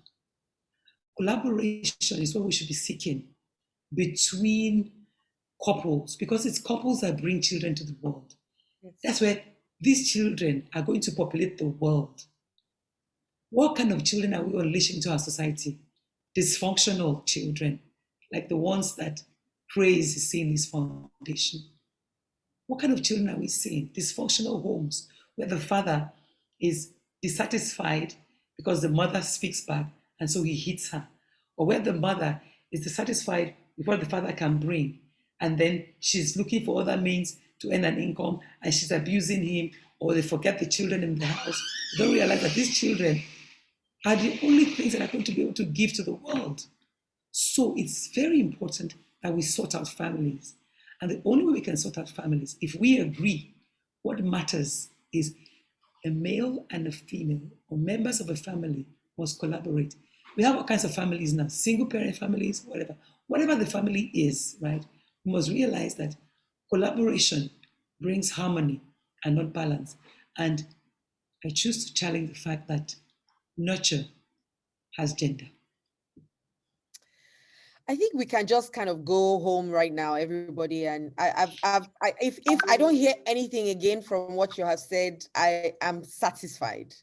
Auntie, that was so phenomenal. Like, I was just watching you as you were speaking, and it was like, you know, stars were popping out of every part of the screen, because, you know, you use certain words, collaboration. I remember a couple of years ago, I had this project I was working on. I used to stay out a lot because I was working on a production and we were trying to produce 260 episodes of a show.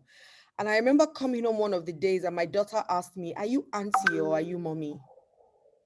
And my first reaction was, "If I knock you," you know, but then I realized that she was only 2, she was barely 2.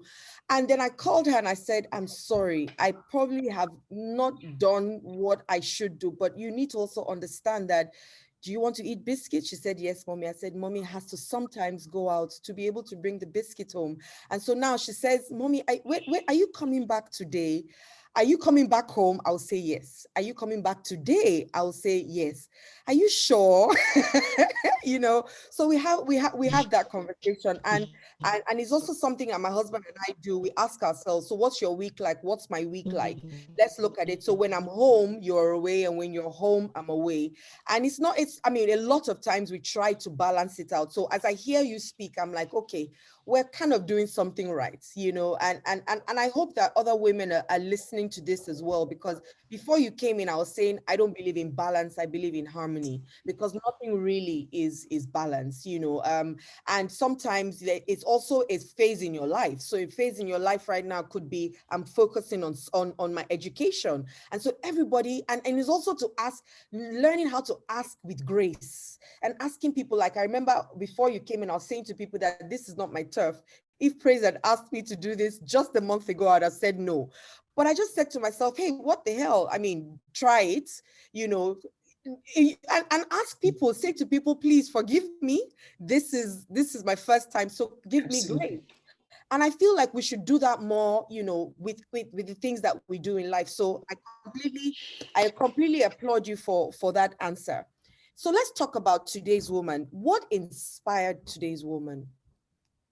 You see how it is. You're a reporter in a turf that I've always wanted to be a communicator. I mean, it's one of the things that I've realized now as a mother, that some children just know what they want to do. And if you ever find yourself in that situation, let the child do what they want to do, because then work becomes play. I mean, I have a similar example now, because I have 7 kids. And how many of them are graduates now? Five are graduates now. Number 4, when he started school, he was studying engineering. That is computer engineering. At some point, he said, listen, I want to go into the music industry. That was what I was interested in. After 3 years of engineering. And we were like, try and finish this thing now. But he said, listen, this is what I want to do. It was tough as parents to say, okay, do this. But you know what? He did it. We said, okay, let's compromise. Find something that you can do in that field. He changed his course to audio engineering. It took another 3 years, but he came home because he was abroad, studied online, and guess what? Just about a couple of weeks ago, he graduated the valedictorian in his class. And when I asked him what was different, he said, it didn't feel like I was in school because I was doing it. So you see, I always knew I was going to be a communicator. And so I was lucky. My parents didn't say, do this or not do that. And I ended up in the field that I did, on television, maybe by accident, because I wanted to be in public relations advertising. I got into the NTA as, first of all, just as a youth corper, eventually as a reporter. And in all the time I was a reporter, I was very happy being a reporter. So I would go out, gather information and bring it. I was happy because I could synthesize information and help people understand better. And that to me is what I was called to do, to synthesize and make information better for others. So now I do this for a number of years. And everywhere I went, if I needed a woman to respond to communication, they'd say, no, I don't like talking on TV. No, I am this, I'm shy. You know, women just didn't come out. And I wasn't very happy with that. And I always felt that that's because they didn't have enough role models. And then there was this perception that women who came out to speak were either, you know what I mean, not quite there, you know, or women who work, for example, women who work on television where, you know, people they like to see themselves, they are not, they don't have family or care. So all those things were in my head. I'm like, you know what? I mean, at that time, I remember, your mother, for example, was a successful newscaster, but she was married and she was there. And I know that your mother did try to do something to bring women up. But in that field, when you know that it costs money to do anything, it was tough. And I used to say, you know what, I'm going to have a magazine for women where I'm going to show female role models, and I will do it in a glamorous way. While I was doing that, I had worked. Family made it necessary for me to quit my job because as a reporter, we were working till odd hours and my kids were young. And I made the choice to say, you know what, step back, be more present at home. I wasn't earning the kind of income that will hire me the kind of help that I wanted. It's okay, you know what, be in control of your time, step out, find something to do And I said, okay, I'm going to start publishing. But in the course of publishing, the company I left, NTA, invited me to come and present. I wasn't a presenter, to come and present a show. I'm like, oh, that's not a bad idea. It was a sponsored show. Therefore, they could pay me something, which was like twice the salary I was earning when I was a reporter. I say, but this was in programs division. I said, that's it. So I went to present a show. In the course of doing it, I said, you know what, this is my magazine, can become a TV show. Speaking to today's woman. Let today's woman see herself in that spot. That's how today's woman came to life. And that name was actually given to me by my husband. He says, you know what, you're talking to today's woman now. Just call it today's woman. I said, that's so plebeian. He says, no, it's specific, it's direct, it's today's woman. It was a tall order explaining to people why I'm just speaking to women. It was, hello, women are the window to the world. They are the ones that keep a family together, whether they are wives or sisters or daughters. They're the window. And they're not all married, but they are the glue that puts a family together. So getting a woman right, keeping her in the space where she loves. I mean, look at what the world is today. Even in the media, a lot of great young women who are doing great things today. And I feel very, very proud. So that was the journey of today's woman. And it's a continuous journey because there will always be today's woman. One thing that's happened is I have always read the signs, move on, do some things a little differently, and just keep speaking to the same people in different generations with the same language to be the best woman you can be for yourself and for your family and for your nation and the world. Once again, Auntie, I breathe heavy. As you mentioned, knowing what you really wanted. I'm not sure everybody. I know personally, I didn't know what I wanted as a child. I know I started doing computer science, and after a couple of, I think my second semester, I went home and I had a conversation with my dad, and I asked him, I said, do you want me to spend 4 years in school or 8 years? And he looked at me and he's like, 4 years, of course. I said, then I had to change my course. And he said, to what? I said, creative arts. Now, I thought he would be jumping. And he said, no. I said, why? He said, because you have never shown any interest in the arts. Amongst all my children, you are the least. I'm like, okay. So I had to devise another means, and I went to Uncle Duro in Unilag then because he was in the theater arts department, and I asked him to please, turn around and speak to my dad. And eventually he did. And my dad said, well, Duro, because it's you that is talking to me, I put her in your hands, but this is not what she wants to do. And so, of course, he was honest. He was correct, because I knew that in theater, she is dancing and clapping. So how hard can it be?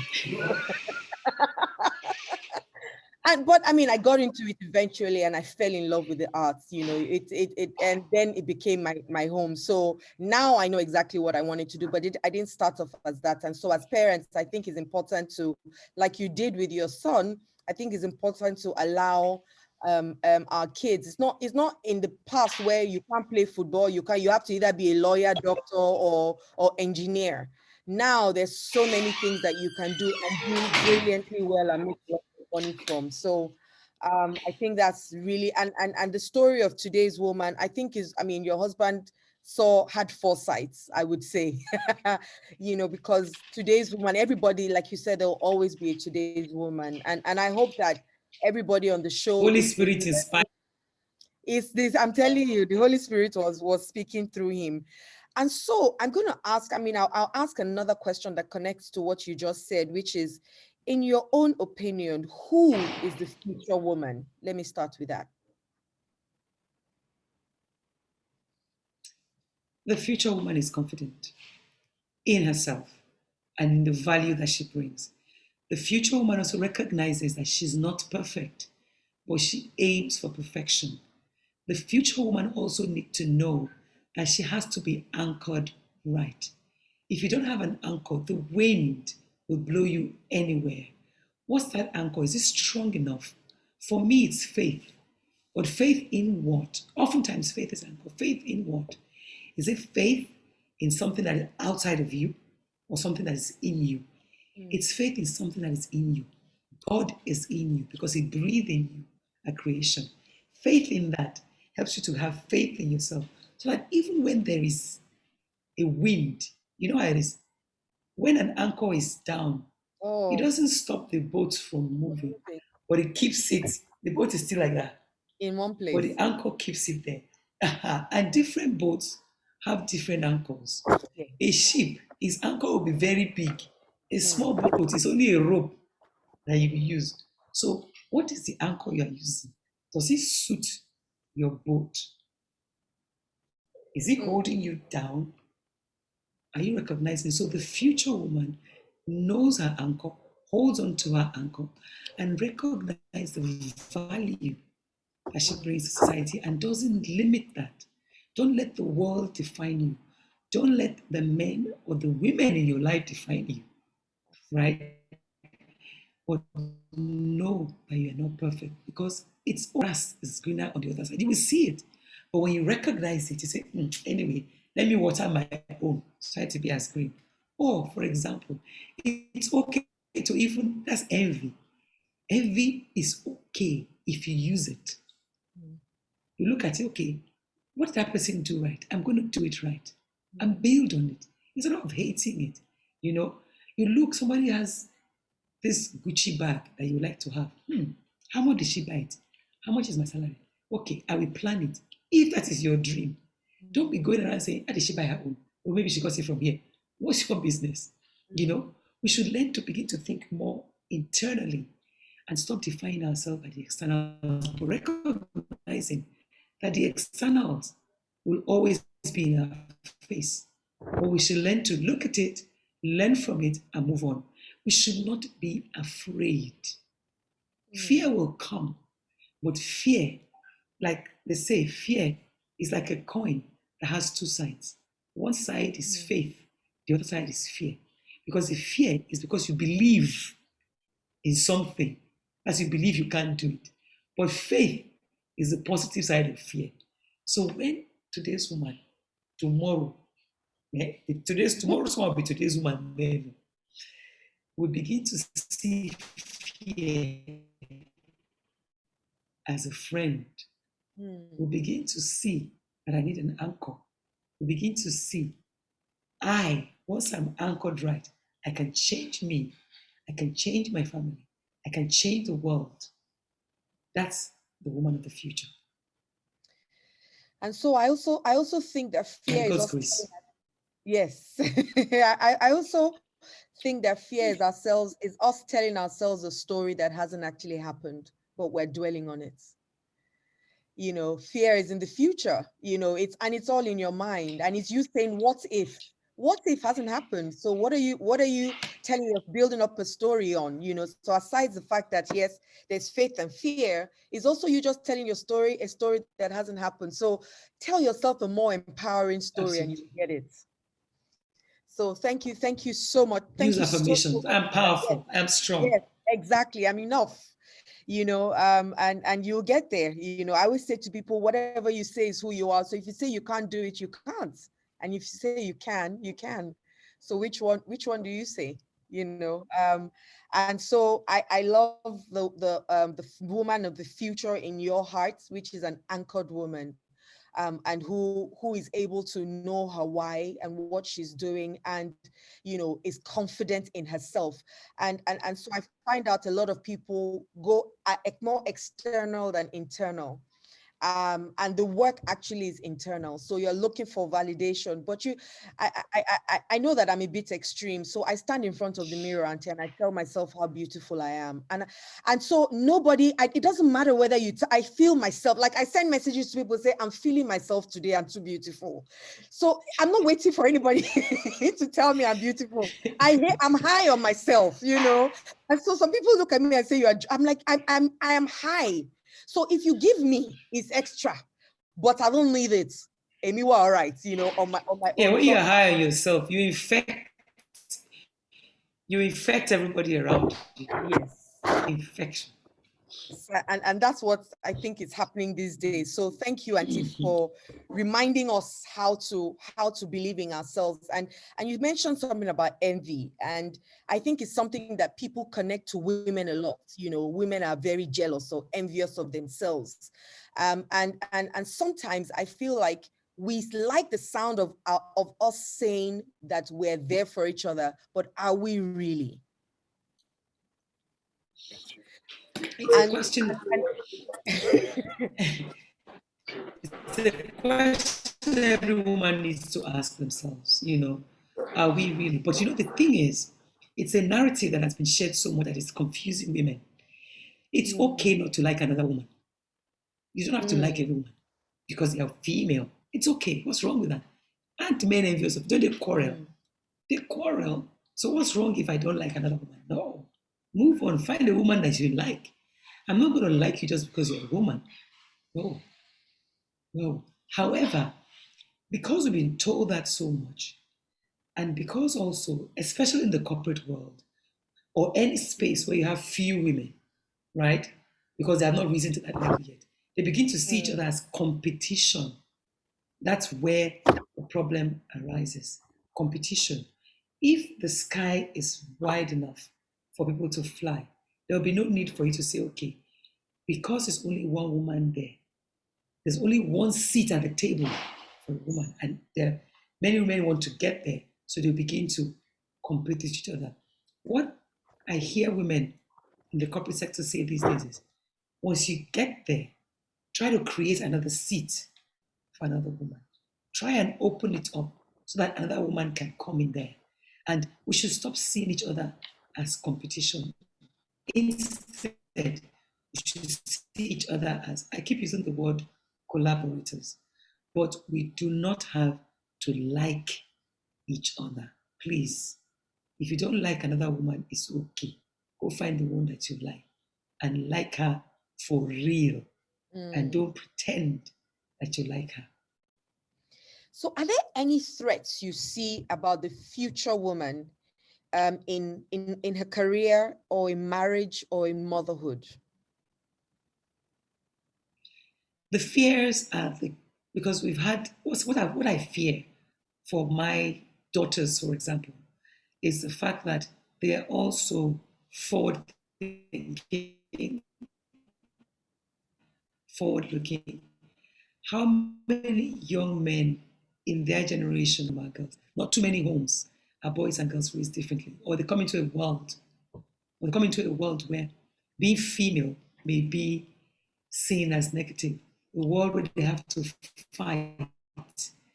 I don't want them to feel that they have to fight. We don't have to fight.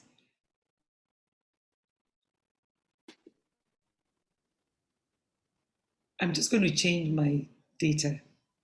Just give me 2 seconds. All right. Okay.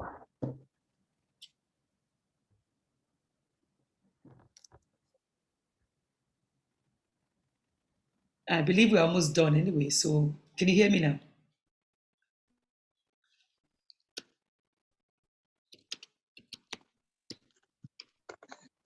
Yes, I can hear you. Okay, that's good. Yeah, a couple of, maybe about 10 minutes.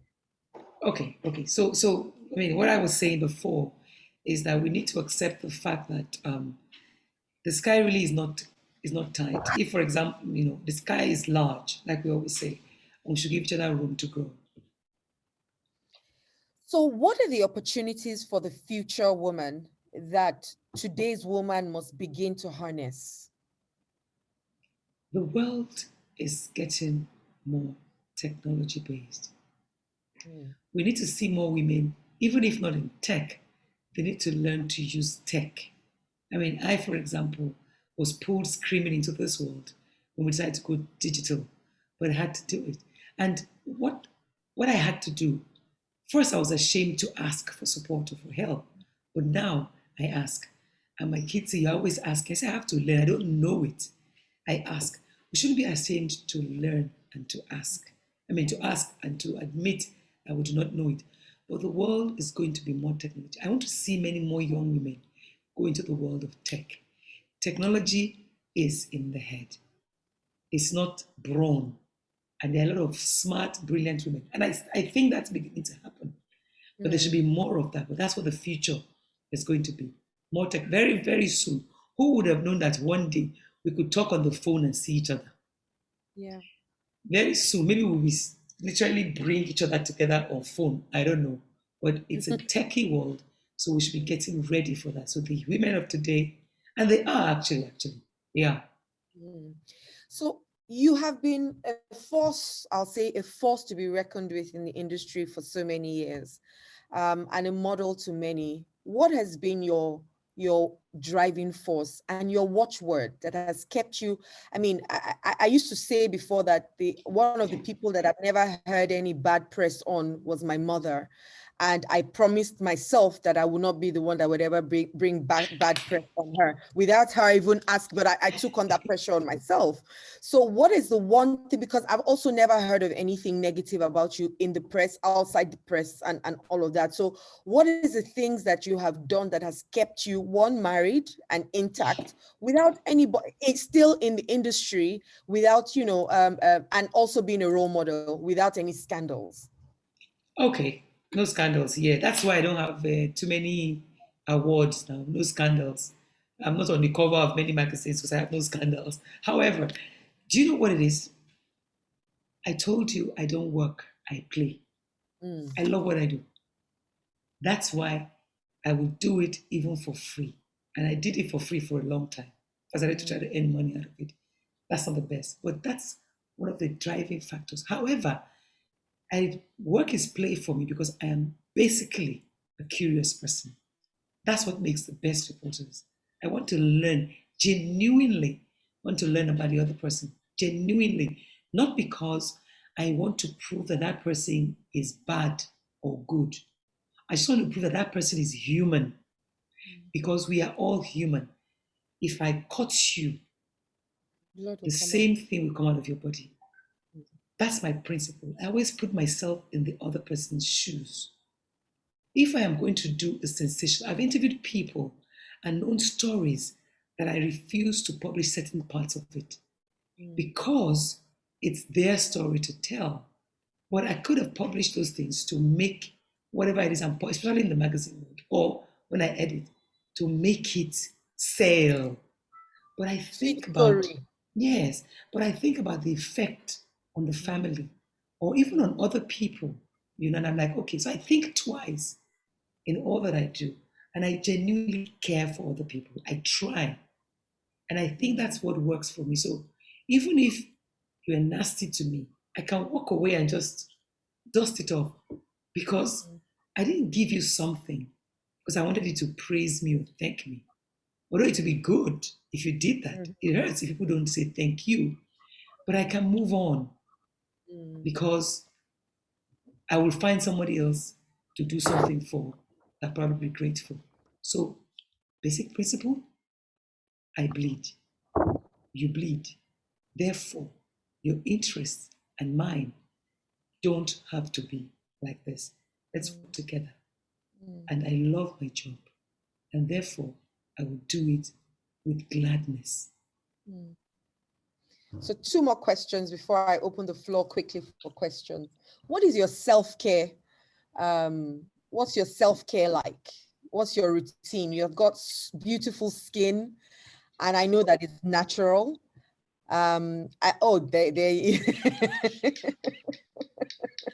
Water is life. Water, okay. Just checking. Water is life. I discovered water about 21 years ago. But the truth is, all of this thing is in the mind. I was only, I think, 16 or 17 when I told myself, I had this nice pair of jeans. I said, you know what? I'm going to wear this pair of jeans when I'm 40. I was visioning, which meant I was very particular about maintaining a particular weight. And therefore, I wanted to look like that. I learned everything. It's one thing to learn and it's another to practice. So it's a lifestyle. I could be bigger. I could even be smaller. Because sometimes I'm bigger, sometimes I'm smaller. I know what to do. Simple thing is what you eat. Any day. The exercise you do, whether it is physical or mental exercise. Because I'm 57 and I know that my body is not the same, right? So in the past, I would go to the gym, work. Now, do you know what I do every morning? I walk around my house 1.5 hours. I spend time doing that. I take breathing exercises. I pray. I do affirmations. Before you know it, I put my phone on, and 1 hour, pim, time, go inside, go and, so it's finding the things to achieve the body you want to achieve. I recently bought a new product, black soap. I've always used whatever is available. I don't have any particular cream I use.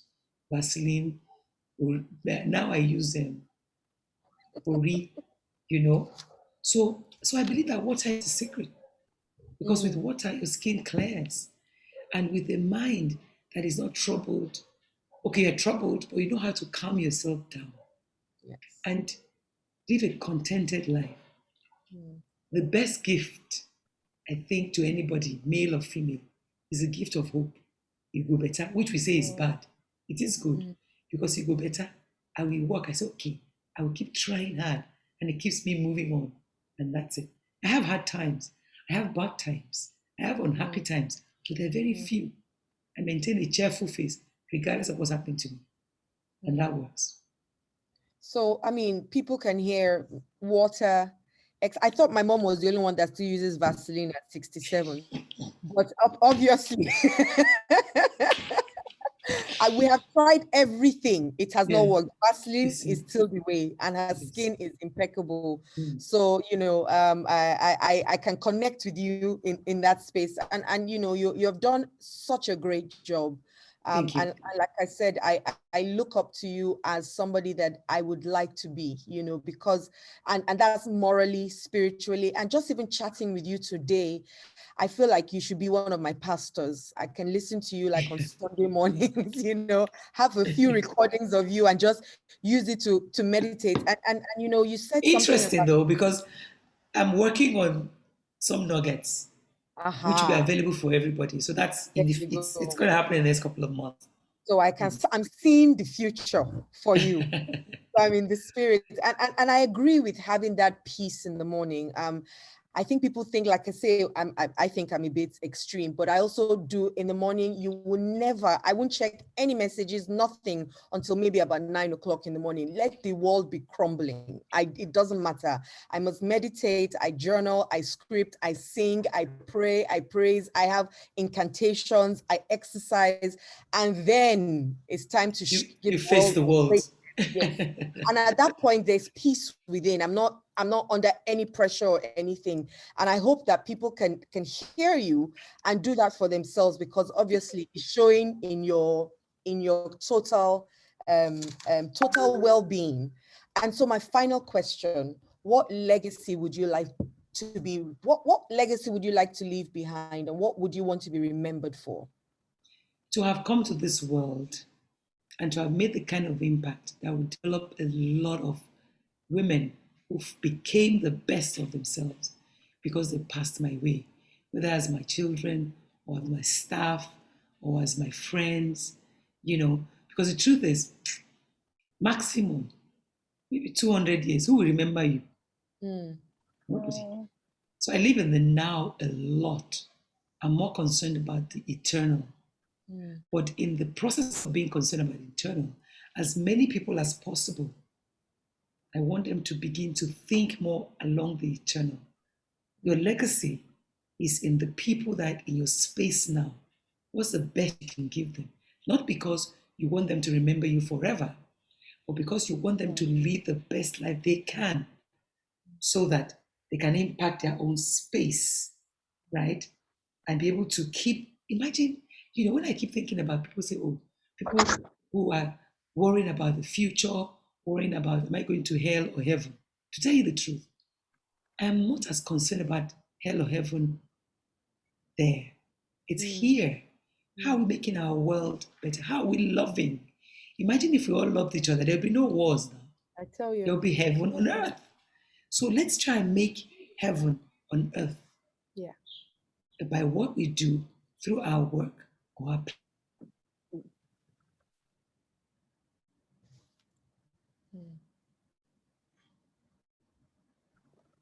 Is that me?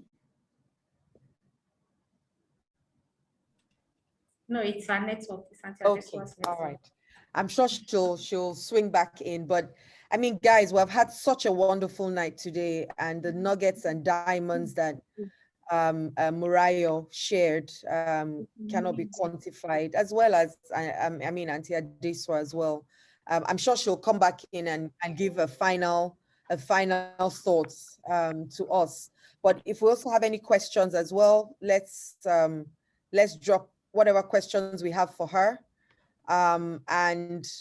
I hope we've had a wonderful evening, and I hope it was worth your time. And like I say, if all I did was give air to one person to breathe, then I would have done my job.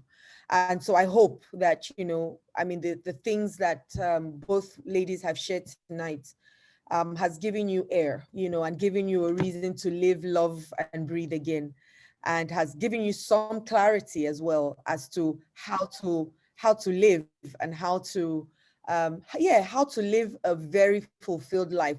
I mean, both ladies talked about collaboration. Both ladies talked about putting people into what you're doing and carrying them along and making them feel special as well. So as much as, yes, we want to do things and say, oh, this is how I feel, we must also think about how other people feel. One of my coaches said to me, it's your job of what you say and how it sounds. So it's not just what you say, but how it falls actually is what she says. So how did the other person take it? So it's your responsibility to put your words in the right way. And that's where emotional intelligence, I guess, comes in. And then, you know, you understand the protocols of the place, understand the protocols of the people that you're working with, understand the protocols of your husband, because he's also the head of your home. And so, you know, that has been, for me, I think both ladies have shared. Auntie, are you back? Auntie, can you just give your last, if you're here? I think she's here, but her mic is muted. But I'm muted. Yes, I'm Just muted. give us your Sorry. final thoughts and your final word of wisdom, and then we can release you. Let me say, before technology takes it away, just go out there and do. Yeah. There's no point thinking and dreaming and imagining what you want to be. Take that first step, because they say fear kills more dreams than failure. Because with failure, you can start again. With fear, you don't even start. Just do. Because, I mean, there are a lot of things that even I still suffer from: fear, anxiety, procrastination, and all of that. But when I remember that if I don't start, right, I won't move on. Just do. For me, music helps me. When I was going to start Today's Woman, the music that kept ringing in my head, the TV show, was I Believe I Can Fly. R. Kelly, that silly guy, but he has some great songs. I Believe I Can Fly. That kind of fired me to go on. When I was going to start the magazine, it was a journey.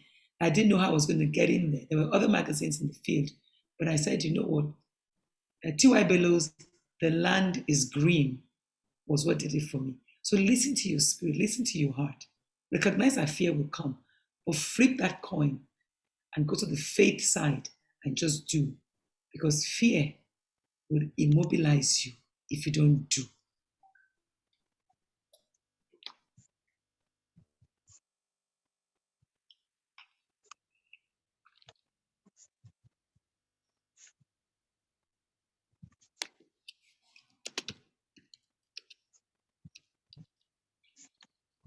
I think Adiola has some network issues. Thank you so much, Auntie Adesuwa. We really appreciate you.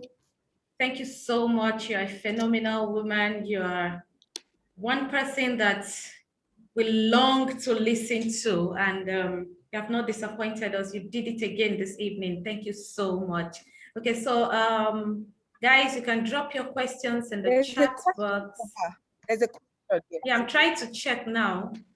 Okay, there's a question. Do you mentor question is women? for Elifa. Okay, the Eli is back. Okay, you can take the floor. Okay.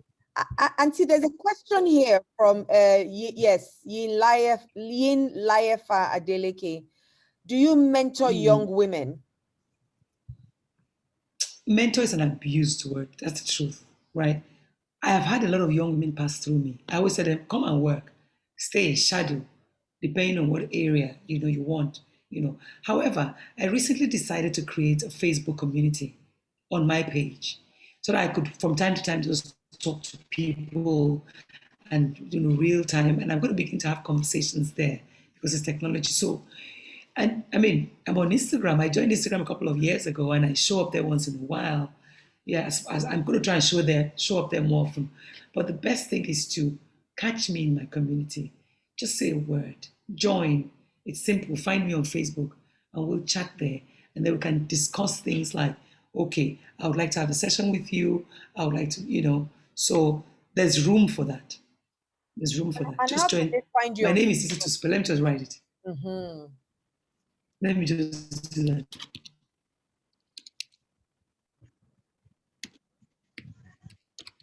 Okay. And you Is there find anyone it on else Facebook. questions? Any other questions, or are we safe to say that woman? Today's woman community is under my page. I'm going to come So and look Life, for I'm you. looking out for you.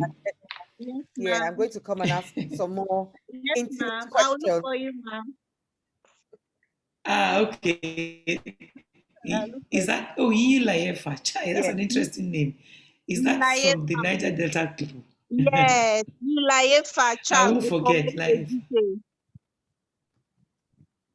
Okay, just find me on Facebook and remind me on the Okay, page. ma'am. On the I page. will do that. All right, ma'am. I'll do that, ma'am. Thank you so much, ma'am. Once again, Auntie, thank you so much for being a part of this program today. You have touched so many lives, and I'm sure that it's not the end.